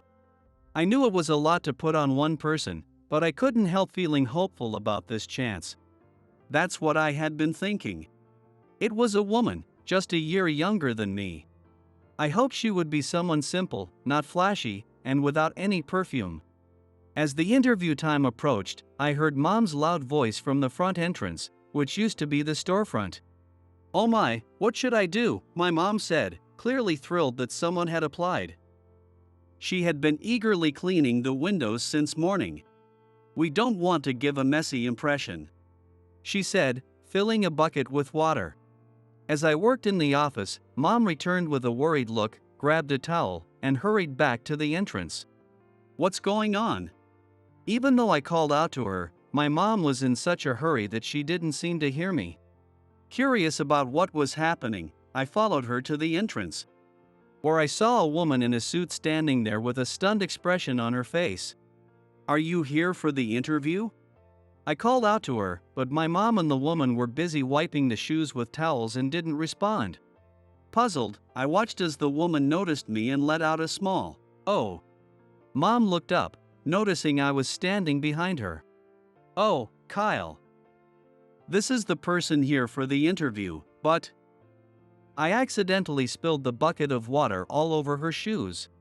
Mom explained, and I looked over at the woman. "Oh, I'm so sorry. I apologize." The woman, who seemed serious and professional, bowed her head apologetically. "No, it's my fault for leaving the bucket here." My mom apologized to the woman, looking genuinely sorry. Seeing her, I apologized as well. "I'm truly sorry." I took a step closer to the woman, who then looked up and met my gaze. As she held my gaze, she looked over at my mother and began shifting her eyes between us, her breathing growing progressively more shallow and rapid, almost as if she were hyperventilating. Are you okay? Is something wrong?" Unsure of how to handle the situation, I gestured for her to sit on the bench by the entrance. "Are you all right? Should I get you some water?" My mother, worried about the woman as well, glanced nervously at the stained water splashes on her suit, hoping they wouldn't leave marks. I'm okay. She tried to speak, but the words were barely escaping her labored breathing. Take it easy. Just breathe slowly. Inhale, exhale. Inhale, exhale. Following my instructions, she began to take slow, deep breaths. After a moment, she seemed to regain her composure. I'm sorry. I don't know what to do. She lowered her gaze and fell silent. I tilted my head, puzzled by her reaction, but a thought crossed my mind. She reminded me of my mother years ago. Feeling a connection, I decided to speak to her gently. You're here for the interview, right? At my question, she silently pulled her resume from her bag and handed it to me. Let's head to the office, it's more comfortable in there. When I said that, the woman followed me in silence. I could see from her slightly trembling shoulders that she was struggling to hold back, doing her best to endure interacting with others. So I kept my back to her and spoke without making eye contact. Your feet must be soaked and cold. Do you have anything to change into? Are you all right? In a strained voice, she shook her head, replying, I'm fine. I gestured toward the office sofa, and she nodded slightly before sitting down. My mother followed, sitting next to me. As I glanced over her resume, my eyes widened in surprise. Her job history listed some well-known companies, along with impressive certifications like Certified Financial Planner and Certified Bookkeeper. She even had a forklift operator certification. Wow, you have some impressive qualifications. I'm grateful that someone so skilled would apply here. My mother remarked warmly, but the woman remained motionless. With such a career at a major company, may I ask why you left? At this, she flinched slightly, brushing her bangs aside as she looked up at us, seemingly preparing to answer. However, under our gaze, her voice caught, and she fell silent again. My mother seemed to realize something as she observed her reaction. Perhaps she saw something familiar in this woman. But instead of addressing it directly, my mother tried to create a more comfortable atmosphere for her to speak. Sorry for staring like that. This place used to be my father's store. We stopped the retail side. But my son decided to keep the wholesale business going. Oh, and the guy next to me is my son, technically the president here. Well, Melissa, would you like to start with us tomorrow? Without consulting me, my mother introduced me and then decided on the spot to hire Melissa. Melissa looked at my mother in shock, her eyes wide with surprise. Mom, she hasn't even told us anything yet. My mother placed her hand over my mouth, stopping me from saying more. Melissa simply nodded in silence, without responding. The next day, Melissa arrived at the office just before 8:45. Good morning.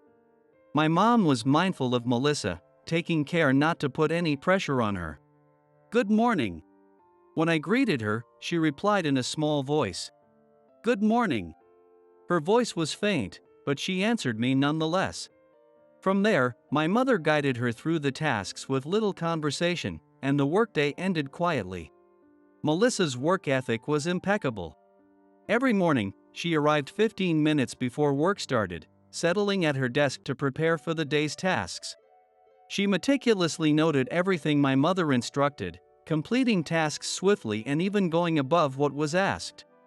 At times, she'd even operate the forklift to help out in the warehouse. Melissa, you're a huge help with how fast you get things done.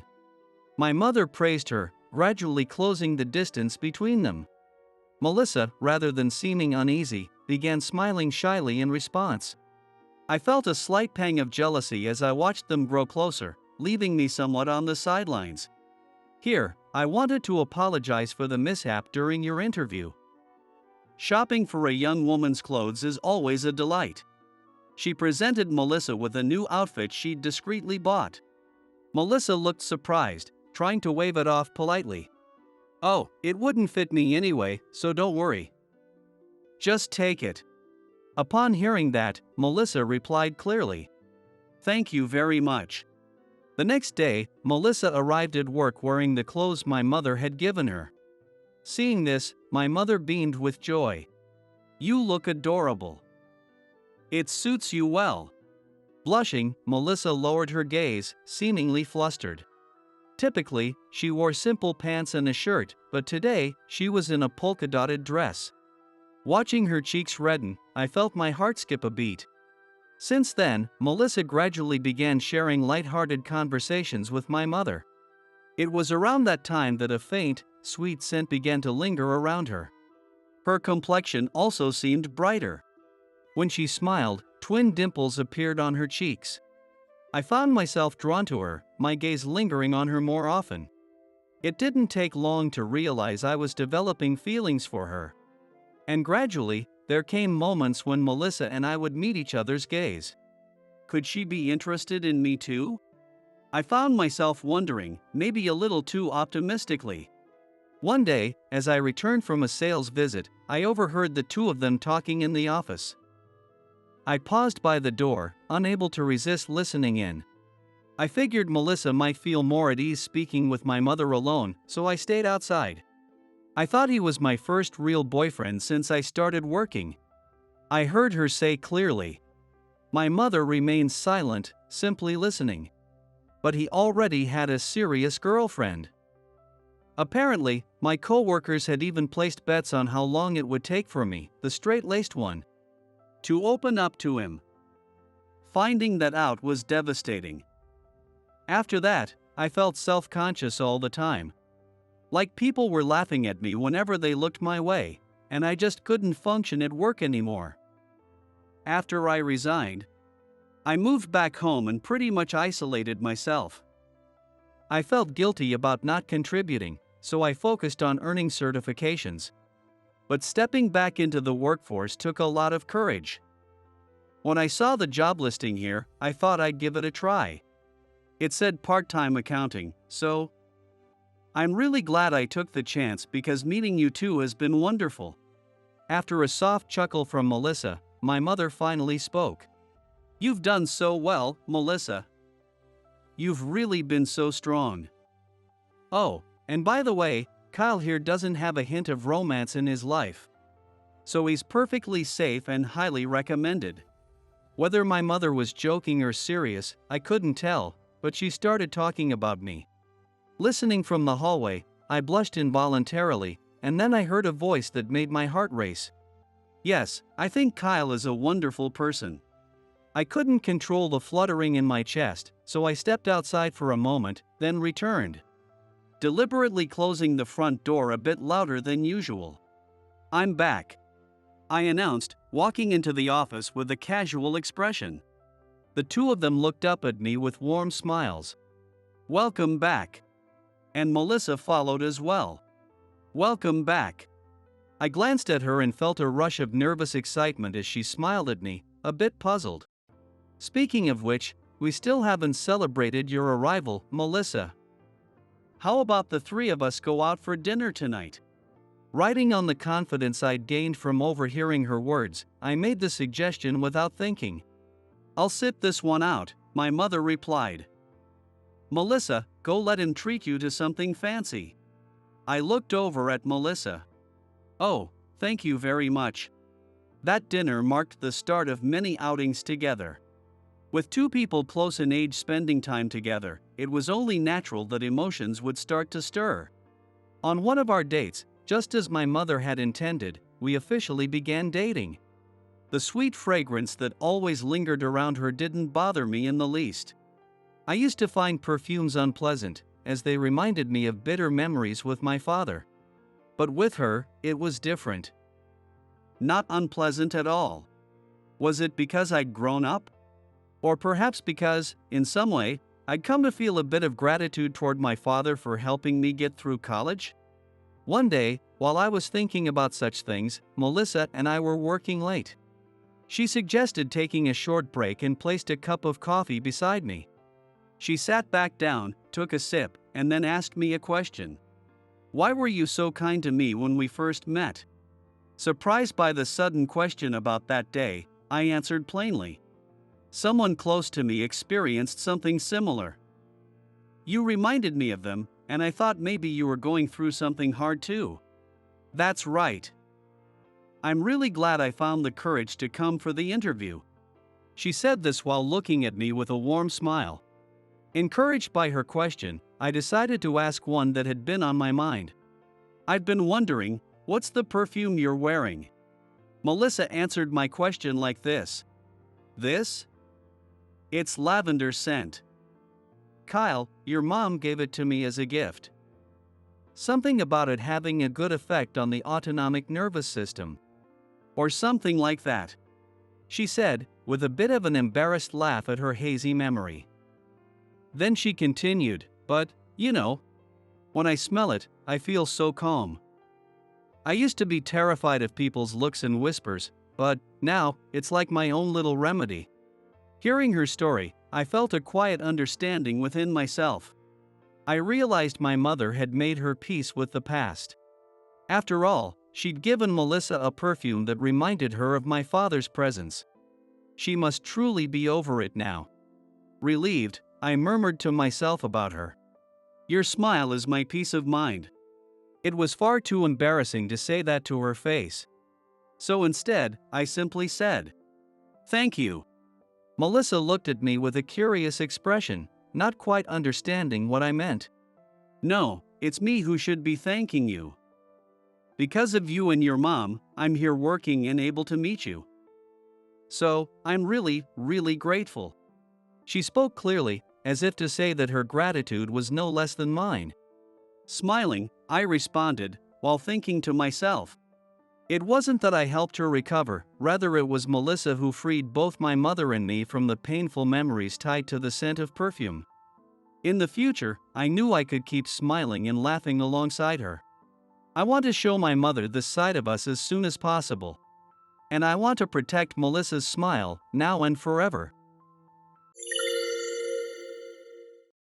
Was this done by an animal, or a drunken guest? The trees in the courtyard of the long-established inn looked utterly wrecked. Oh, what should we do? Samantha, the proprietress, murmured in a trembling voice. In just a few hours, a TV crew would arrive for an interview in the courtyard. There was no time to call a gardener. Nor could the staff repair the damage themselves. Watching Samantha, utterly at a loss, I found myself speaking up. Maybe I could do something about this. Samantha's eyes widened at my suggestion. My name is Jake. I'm 30 years old. I'm currently unemployed. At a turning point in my life, I decided to escape reality and came to this inn for a retreat. It's not my body that needs healing, it's my heart. The inn where I'm staying, the Willow Inn, is a place with history. Its exterior is old, well, let's call it charmingly traditional. It's not that they're neglecting it, rather they've maintained it lovingly over generations, giving it a warm, welcoming character. And on top of that, oh, are you heading to the bath? I spun around at the sound of a light, pleasant voice, and saw a woman smiling, dressed in a subdued green kimono. The proprietress of the Willow Inn is this beautiful woman, Samantha. Her black hair was styled in an elegant updo to complement her kimono, and her almond-shaped, double-lidded eyes gave her a sharp, refined look.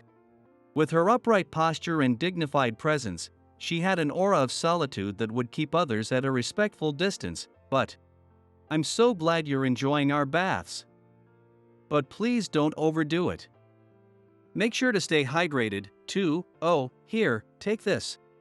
I got it from the vending machine but accidentally hit the button twice, so I ended up with 2 bottles, she said, scrunching her beautiful face in an endearing way as she offered me one of the bottles.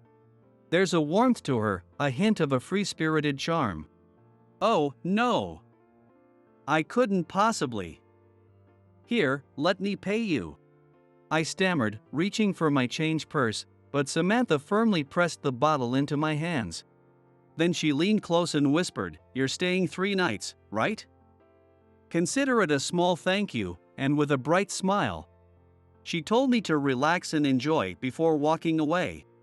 She is, without a doubt, my ideal type. But when I look in the bathroom mirror, I let out a sigh. With this skinny frame and baby face, there's no way she'd ever be interested in me. The spark of romance that had sprung up in me was quickly snuffed out by the sight of my own reflection. Before any old, painful memories could surface, I shook them off. Alright, time for a bath. In the empty changing room, I stripped off my clothes and underwear, rinsed off, and eased myself into the open-air bath. Ah, this is just what I needed.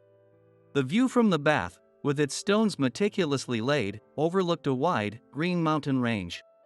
Against the blue sky, the mountains looked breathtaking. Nearby, a neatly trimmed hedge added to the soothing atmosphere. Occasionally, I'd spot a leaf floating in the bath, a small charm in itself. I picked up one of the floating leaves and stared at it. For now, it was vibrant green, but having been separated from its branch, it would soon turn brown and wither away. Just one single leaf. At some point, cut off from where it once grew, it would inevitably fade and die. Is my heart going to wither like this too? I muttered softly, sinking deeper into the water. Dinner was a masterpiece. With fresh seafood, local produce, and every dish crafted with care, I felt truly content. After ordering alcohol, thinking I'd have just one glass, I was stunned when Samantha herself brought it over. With graceful hands, she poured the first glass from a ceramic carafe into a small cup, smiling softly before stepping away. Her movements, the way she handled her kimono, were flawless, yet. Oh! As I watched her beautiful figure retreat, Samantha stumbled slightly. Then she glanced back at me and stuck her tongue out playfully. I wished she'd decide to either be beautiful or be adorable. Her gestures kept my heart in constant turmoil. I gulped down the rest of my alcohol in one swift motion. With a light buzz from the alcohol, I returned to my room, and before I knew it, I'd dozed off. When I came to, it was the middle of the night. It was too early for the hot springs to be open. I closed my eyes, intending to fall back asleep, but I just couldn't drift off.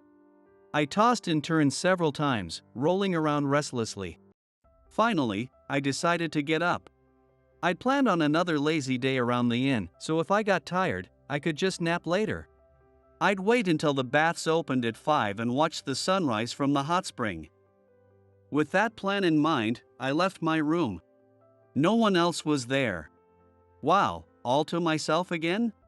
I muttered cheerfully, sinking into the open-air bath. Soon, the sun began to rise in the east. How long had it been since I last saw a sunrise? Maybe I'd never seen one up close like this before. With those thoughts floating in my mind, I felt as though the sun's overwhelming power had infused me with strength. Feeling refreshed by the sunrise, I climbed out of the bath and headed to the lobby, thinking I might read the newspaper. Just then, a scream pierced the air. I turned to see Samantha's back in the distance. I rushed over to her, asking, "Is everything all right?" Following her trembling gaze, I looked out to sea. There was a courtyard. It was an area clearly tended to with great care by the inn staff.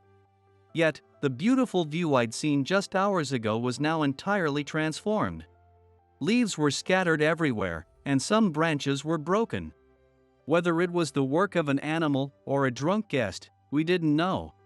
But for a lobby that welcomes guests, it was an unsightly disaster. "Oh, what should we do?" Samantha's voice quivered as she murmured. I couldn't stop myself from speaking up. "If it's just this much." I could gather the leaves, trim the branches where they're broken. But Samantha shook her head, biting her lip as I rambled on. "No, today, this morning, the local TV crew was scheduled to come. A celebrity was supposed to be in the courtyard, enjoying some handmade sweets. Even if we start now, we won't make it in time." Her voice grew more tearful, and seeing her like that made my chest ache. Without thinking, I blurted out, Do you have pruning shears? Any old tools left behind by the gardeners?" Samantha's eyes widened in surprise. "Yes, we do." She looked at me, bewildered, as I smiled back at her. "Actually, I used to be a gardener. My grandfather and father were the ones who used to look after this inn's garden." Samantha's eyes went wide as she exclaimed, "What? We can talk details later." could you bring me the tools? I promise, I'll take care of this. There was no time to waste. I was eager to get started. But Samantha paused, looking me up and down from head to toe, taking her time to really study me. I felt the urge to click my tongue. Sure. I might look young, scrawny, and untrustworthy, but can't you just let me handle this? On the verge of tears, I pleaded with her, and Samantha suddenly seemed taken aback. Oh. No, it's not that, it's just. I can't ask a guest to do work for us. Wait, that's the issue? Completely misunderstanding her hesitation, I found myself looking straight into Samantha's resolute gaze. My deepest apologies, but may I ask for your help? With that, she bent at a perfect 90-degree angle, bowing gracefully. Despite feeling a bit flustered, I managed to respond. I'll do everything I can with the skills I have. At my words, Samantha dashed off to retrieve the tools. While waiting, I took a moment to gaze at the courtyard. Grandpa. Dad, keep an eye on me. I murmured quietly, looking at the garden. Just then, Samantha returned, practically sprinting. Anne. She tripped on a small step in front of me. Watch out. I instinctively lunged forward and caught her. The wooden box she was carrying didn't fall, so everything was safe. Feeling the soft warmth of her in my arms, my heart pounded unexpectedly. Please be careful. If you tripped while holding a box full of sharp tools, who knows what could happen? I scolded her, hoping it would hide my reaction to the closeness. Samantha looked a little downcast. Oh. I'm really sorry. I'm such a klutz. Her sharp, almond eyes drooped, looking forlorn. I realized I'd been too harsh. I'm sorry, I was just relieved you're not hurt. With that, I took the box from her. The corner of the wooden box bore a familiar stamp, Smith. It was the mark my family, the Smith family, had passed down through generations. Opening the lid, I found pruning shears, whetstones, and various other tools neatly arranged. When my father completed his final job at this inn, he specially crafted these tools as a gift for them. He wanted the inn to use these tools to preserve the beauty of the courtyard. Taking out the tools steeped in memories, I started by preparing them. Time was tight, but the sharpness of the tools was essential. I gripped the freshly sharpened pruning shears in my hand. Bringing the blades to the tree that had been a beautifully rounded shape just yesterday, I made the first cut. With a satisfying snip, a branch fell away. For just a moment, I closed my eyes, savoring the familiar feel of the cut. Then, I turned my full focus to restoring the garden. I checked the shape of each tree from multiple angles, trimming the branches with care. I gathered the scattered leaves and broken branches, raked the gravel into a neat, even surface. Though the trees looked slightly smaller now, they were certainly an improvement over the devastation from this morning. After a thorough check, I turned to report back to Samantha, only to be startled. She was standing right behind me. Amazing. She covered her mouth, whispering just that one word. And that alone filled me with satisfaction. Amazing. It's incredible. The courtyard looks nothing like it did this morning. No, it's even more beautiful than yesterday. You truly are a pro. Watching her almost dance with joy, I couldn't help but find her utterly charming. Well, I'm an ex-pro, but, still. I took a small breath. Thank you for trusting me with this. With a refreshed spirit, I bowed to Samantha. My heart felt clear and light. Though a touch of reluctance lingered, I handed her the wooden box of tools. Please, continue taking good care of these tools. I smiled as I spoke and then made my way out of the lobby. Just then, Samantha called after me, sounding flustered. Oh. Wait, I want to thank you. I turned around, grinning broadly. No need. I've already received more than enough. Samantha stood there with a puzzled expression, her mouth slightly open. I couldn't blame her. but I didn't feel the need to explain further. With the rare sense of peace I felt in my heart, I headed back to my room with a light step. I briefly considered heading home early rather than staying for the last 2 nights. Part of me wanted to act on this renewed sense of motivation, but another part wanted to relax a little longer. After some thought, I decided to stay one more night and took a peek at the TV interview from the hallway overlooking the courtyard. In the garden I just restored, Samantha and a familiar local TV personality were chatting and laughing, surrounded by 2 cameras. In Samantha's hands was a small treat of sweets. The same kind I'd been offered while waiting to check in. They were small but delicious. It must have been one of the inn's specialties. I hoped the inn would get some well-deserved popularity, and after soaking in the sight of the 2 beautiful women, I returned to my room to relax. Since I'd been up in the middle of the night, sleepiness crept in again. Without fighting it, I let myself doze off, unsure of how much time had passed. The sound of a gentle knock on my door woke me up. Half awake, I answered, and Samantha's voice came from the other side. "Could I have a moment of your time?" So I immediately shot up. It had only been a nap, but did I have bedhead, or worse, some sleep crust in my eyes?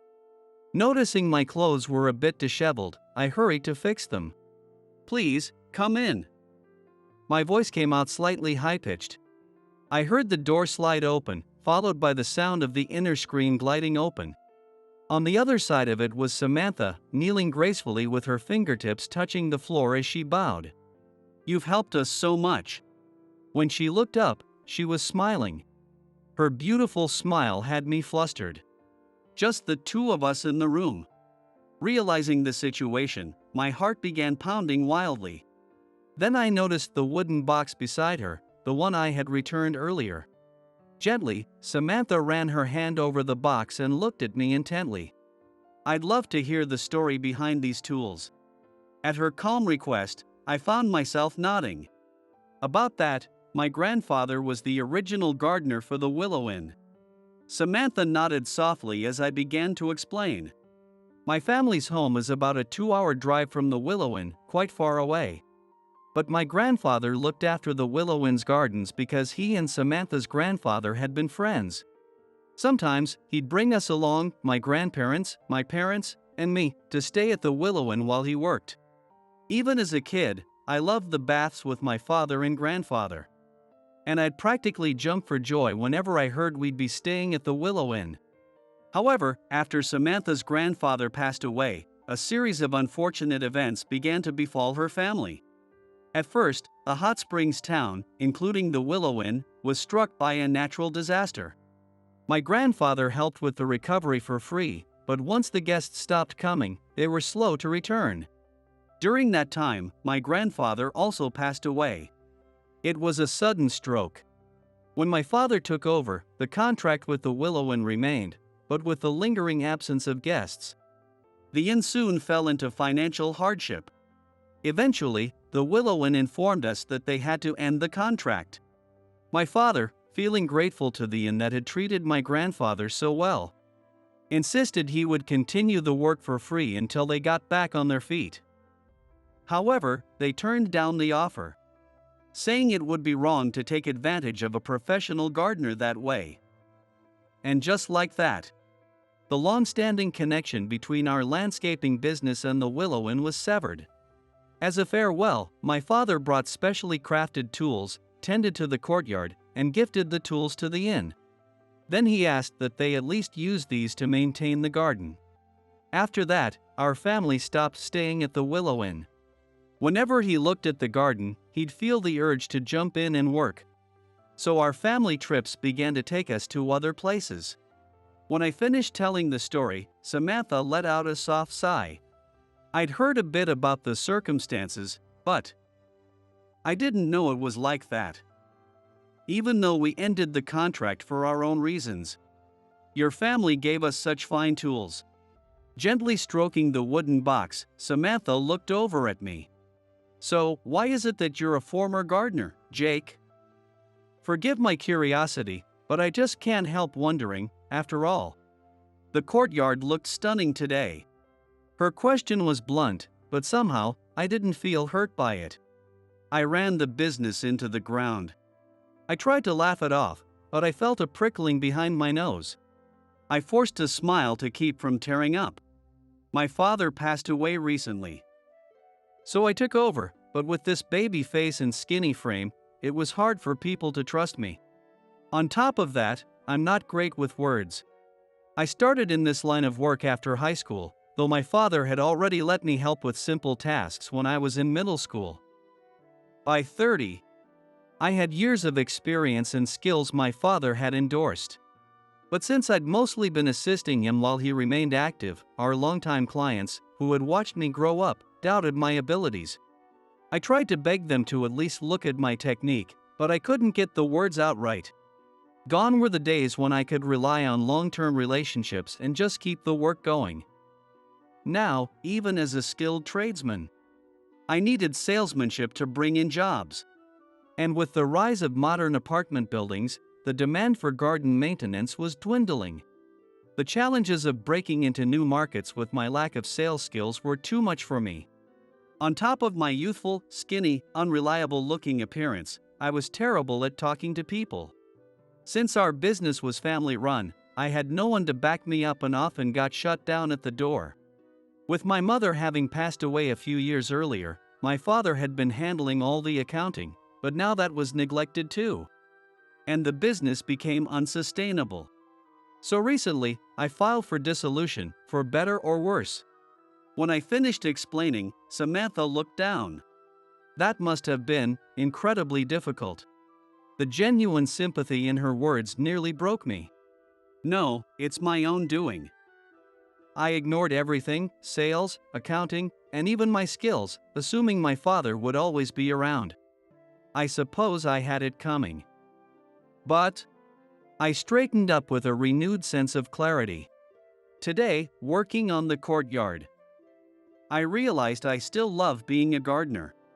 I'd been wondering whether I should try to get a job under another gardener or switch fields entirely.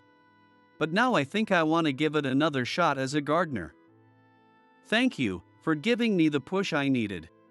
I bowed deeply to Samantha. For a moment, she looked surprised, but then she smiled brightly. Well then, how about working here with us? Her unexpected offer left me with my mouth agape. Ha! At my dumbfounded response, Samantha smiled and held out the wooden box to me. Would you consider taking care of our courtyard using these tools? Would you help me look after this precious garden of ours? The unexpected proposal made me swallow hard. I realize it's audacious to ask after we terminated our contract, but guests are returning, and after today's interview, I expect we'll get more reservations. I'd been thinking of hiring a professional gardener again, so she glanced at me. If you'd be willing, would you consider working here, Jake? I found myself flustered, unable to respond. No, but if someone like me with this kind of look is seen out in the inn's courtyard, it might make people lose trust. The scars from being judged by my appearance weren't easy to shake. But Samantha laughed warmly. I'm asking you because I trust your skills. I need you. I won't change my mind over something as superficial as looks. Her firm words brought tears to my eyes. However, I'll also need your help with some behind-the-scenes work, aside from the gardening. If that's difficult, please tell me, she added with a gentle smile. I had no hesitation. I'll do it. My simple response made Samantha's eyes widen in surprise. I continued, brimming with excitement. Yes. Please, let me do it. Even with the behind-the-scenes work. I'll give it my all. I'd been eager for this. The hedges around the bath, the trees surrounding the inn. They weren't neglected, not at all. But if I were to look after them, I'd want to clear out the leaves floating in the bath regularly. How would I manage it? How would I shape the hedges around the bath? These were things I'd found myself thinking about more than once. When I shared this, Samantha raised her brows in a sympathetic smile and bowed slightly. I'm so sorry if my amateur care left you itching to get involved. I placed a reassuring hand on her shoulder. No. I think you've done a wonderful job. But please, let me use the skills I've developed here at the Willow Inn. And that was how I took my first step as a gardener and support staff at the Willow Inn. A few months passed. I worked as a gardener, and I also helped with kitchen prep and cleaning at the Willow Inn. Every day, I threw myself into the work, tending to the garden, cleaning, and prepping ingredients. Whenever I had a moment to spare, I'd work on the garden trees. Knowing that my grandfather and father had once tended to these same trees only made me feel closer to them. With a gentle touch, I'd talk to the plants as though caring for them directly. The heat's finally easing up, huh? How are you doing? It's going to get chilly in the mornings and evenings soon. While I was talking to the trees, I heard a soft giggle from behind. Turning around, I saw Samantha standing there. It almost makes me jealous. Jake, it seems like these trees are the most important thing to you, she teased, smiling. During my onboarding, I'd learned Samantha was 2 years older than me and, of course, my employer. But she treated me with a friendliness that felt closer than with the other staff. Oh, hi. Trees grow beautifully when you talk to them and give them attention. I stammered, still not quite sure how to interact with her now that I was no longer a guest but her employee. Samantha let out a soft sigh. What do you think, would help me grow beautifully? She mused, gazing up at the sky with a tone that left me unsure if she was joking or serious. Do you think I'm doing a good job as proprietress? She asked suddenly, and I nodded without hesitation.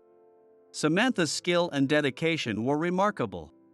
I'd learned that she, too, had lost her parents in an accident.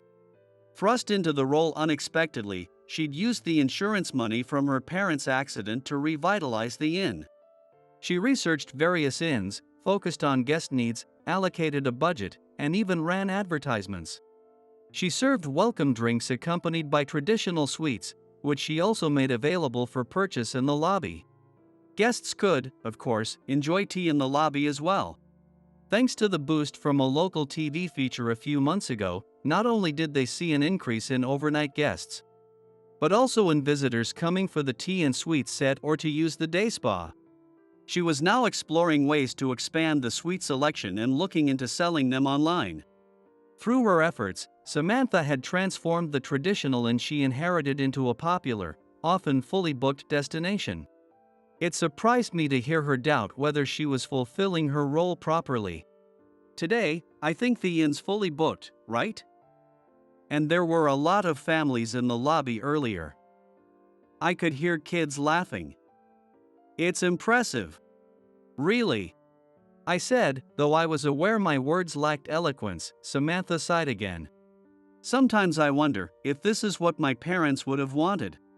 The Willow Inn was originally a serene, traditional inn. When I stayed here as a kid, and even a few months ago during my retreat, the hot springs were practically private, the lobby was always quiet. And you could read a newspaper in peace. But ever since the TV feature, the lobby has been lively with young voices throughout the day, and there's always someone in the bath whenever I go. The spacious baths still feel calm, even with other guests around, and it's a good thing to have more guests. Yet, it's true that the inn's atmosphere has shifted from its former tranquility. Some even say that by spending her parents' insurance money on these changes, Samantha has ruined what her family built. I resented those heartless words. I think it's wonderful to have the inn filled with voices from people of all ages. I said firmly. Samantha's eyes went wide with surprise. Everyone sits and enjoys tea while looking out at the garden, right?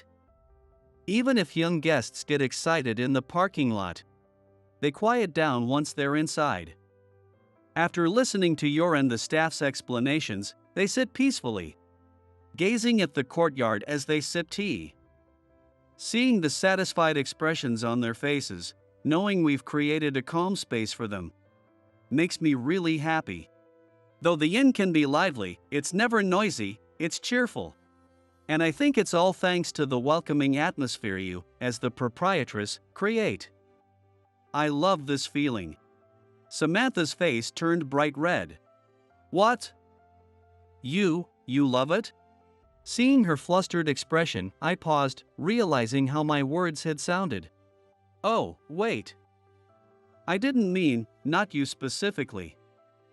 I mean the atmosphere, I stopped, suddenly lost in thought. But then, the words slipped out naturally. No, actually, I do mean you. I've liked you from the moment we met. Samantha's face grew even redder, and she started to panic. Meanwhile, I felt myself growing calmer, my resolve settling. Working here as a gardener makes me happy. But more than anything, being able to work near you makes me happy. My calm words seemed to unnerve her, and she took a few steps back in a fluster. What, someone like me? Just then, Samantha stepped back and nearly tripped over a stone, losing her balance. Watch out! I quickly reached out and wrapped an arm around her back, barely steadying her. Relief washed over me, only to realize her face was right in front of mine. Her face was flushed, and before I knew it, I leaned in and kissed her softly. When our lips parted, Samantha's face was still red, and she gave me an exasperated look. That was a bit forward. I scratched my head, embarrassed. Sorry, it just happened. She puffed out her cheeks. You really like a clumsy older woman like me? The way she asked made me laugh. Yes. That's one of the things I find charming about you. Hearing this, Samantha leaned in and quickly kissed me back. It was brief, not even a second. I feel the same way, so, well, I'll get back to work now. She quickly pulled away, making her way out of the courtyard, stumbling here and there but managing not to fall. Watching her, I felt a mix of amusement and affection. A year later, Samantha and I got married. We held the wedding ceremony in the courtyard of the inn that I tended. It was the same place where we shared our first kiss. A small stage was set up in that very spot, and there, we shared our vows in a kiss. As I kissed her in front of the staff and guests, memories flooded my mind. The family trips to the Willow Inn from my childhood, filled with so many happy memories. The years when the Willow Inn's garden was out of my family's reach, and both Samantha and I suffered so many losses of loved ones. I'd nearly lost my own path as a gardener. But then I met Samantha at this inn, cared for the courtyard, and that led to our marriage. It felt as if we'd been guided here by something greater. And I vowed to cherish Samantha, carrying with me the precious memories of my family, as we continued our journey together.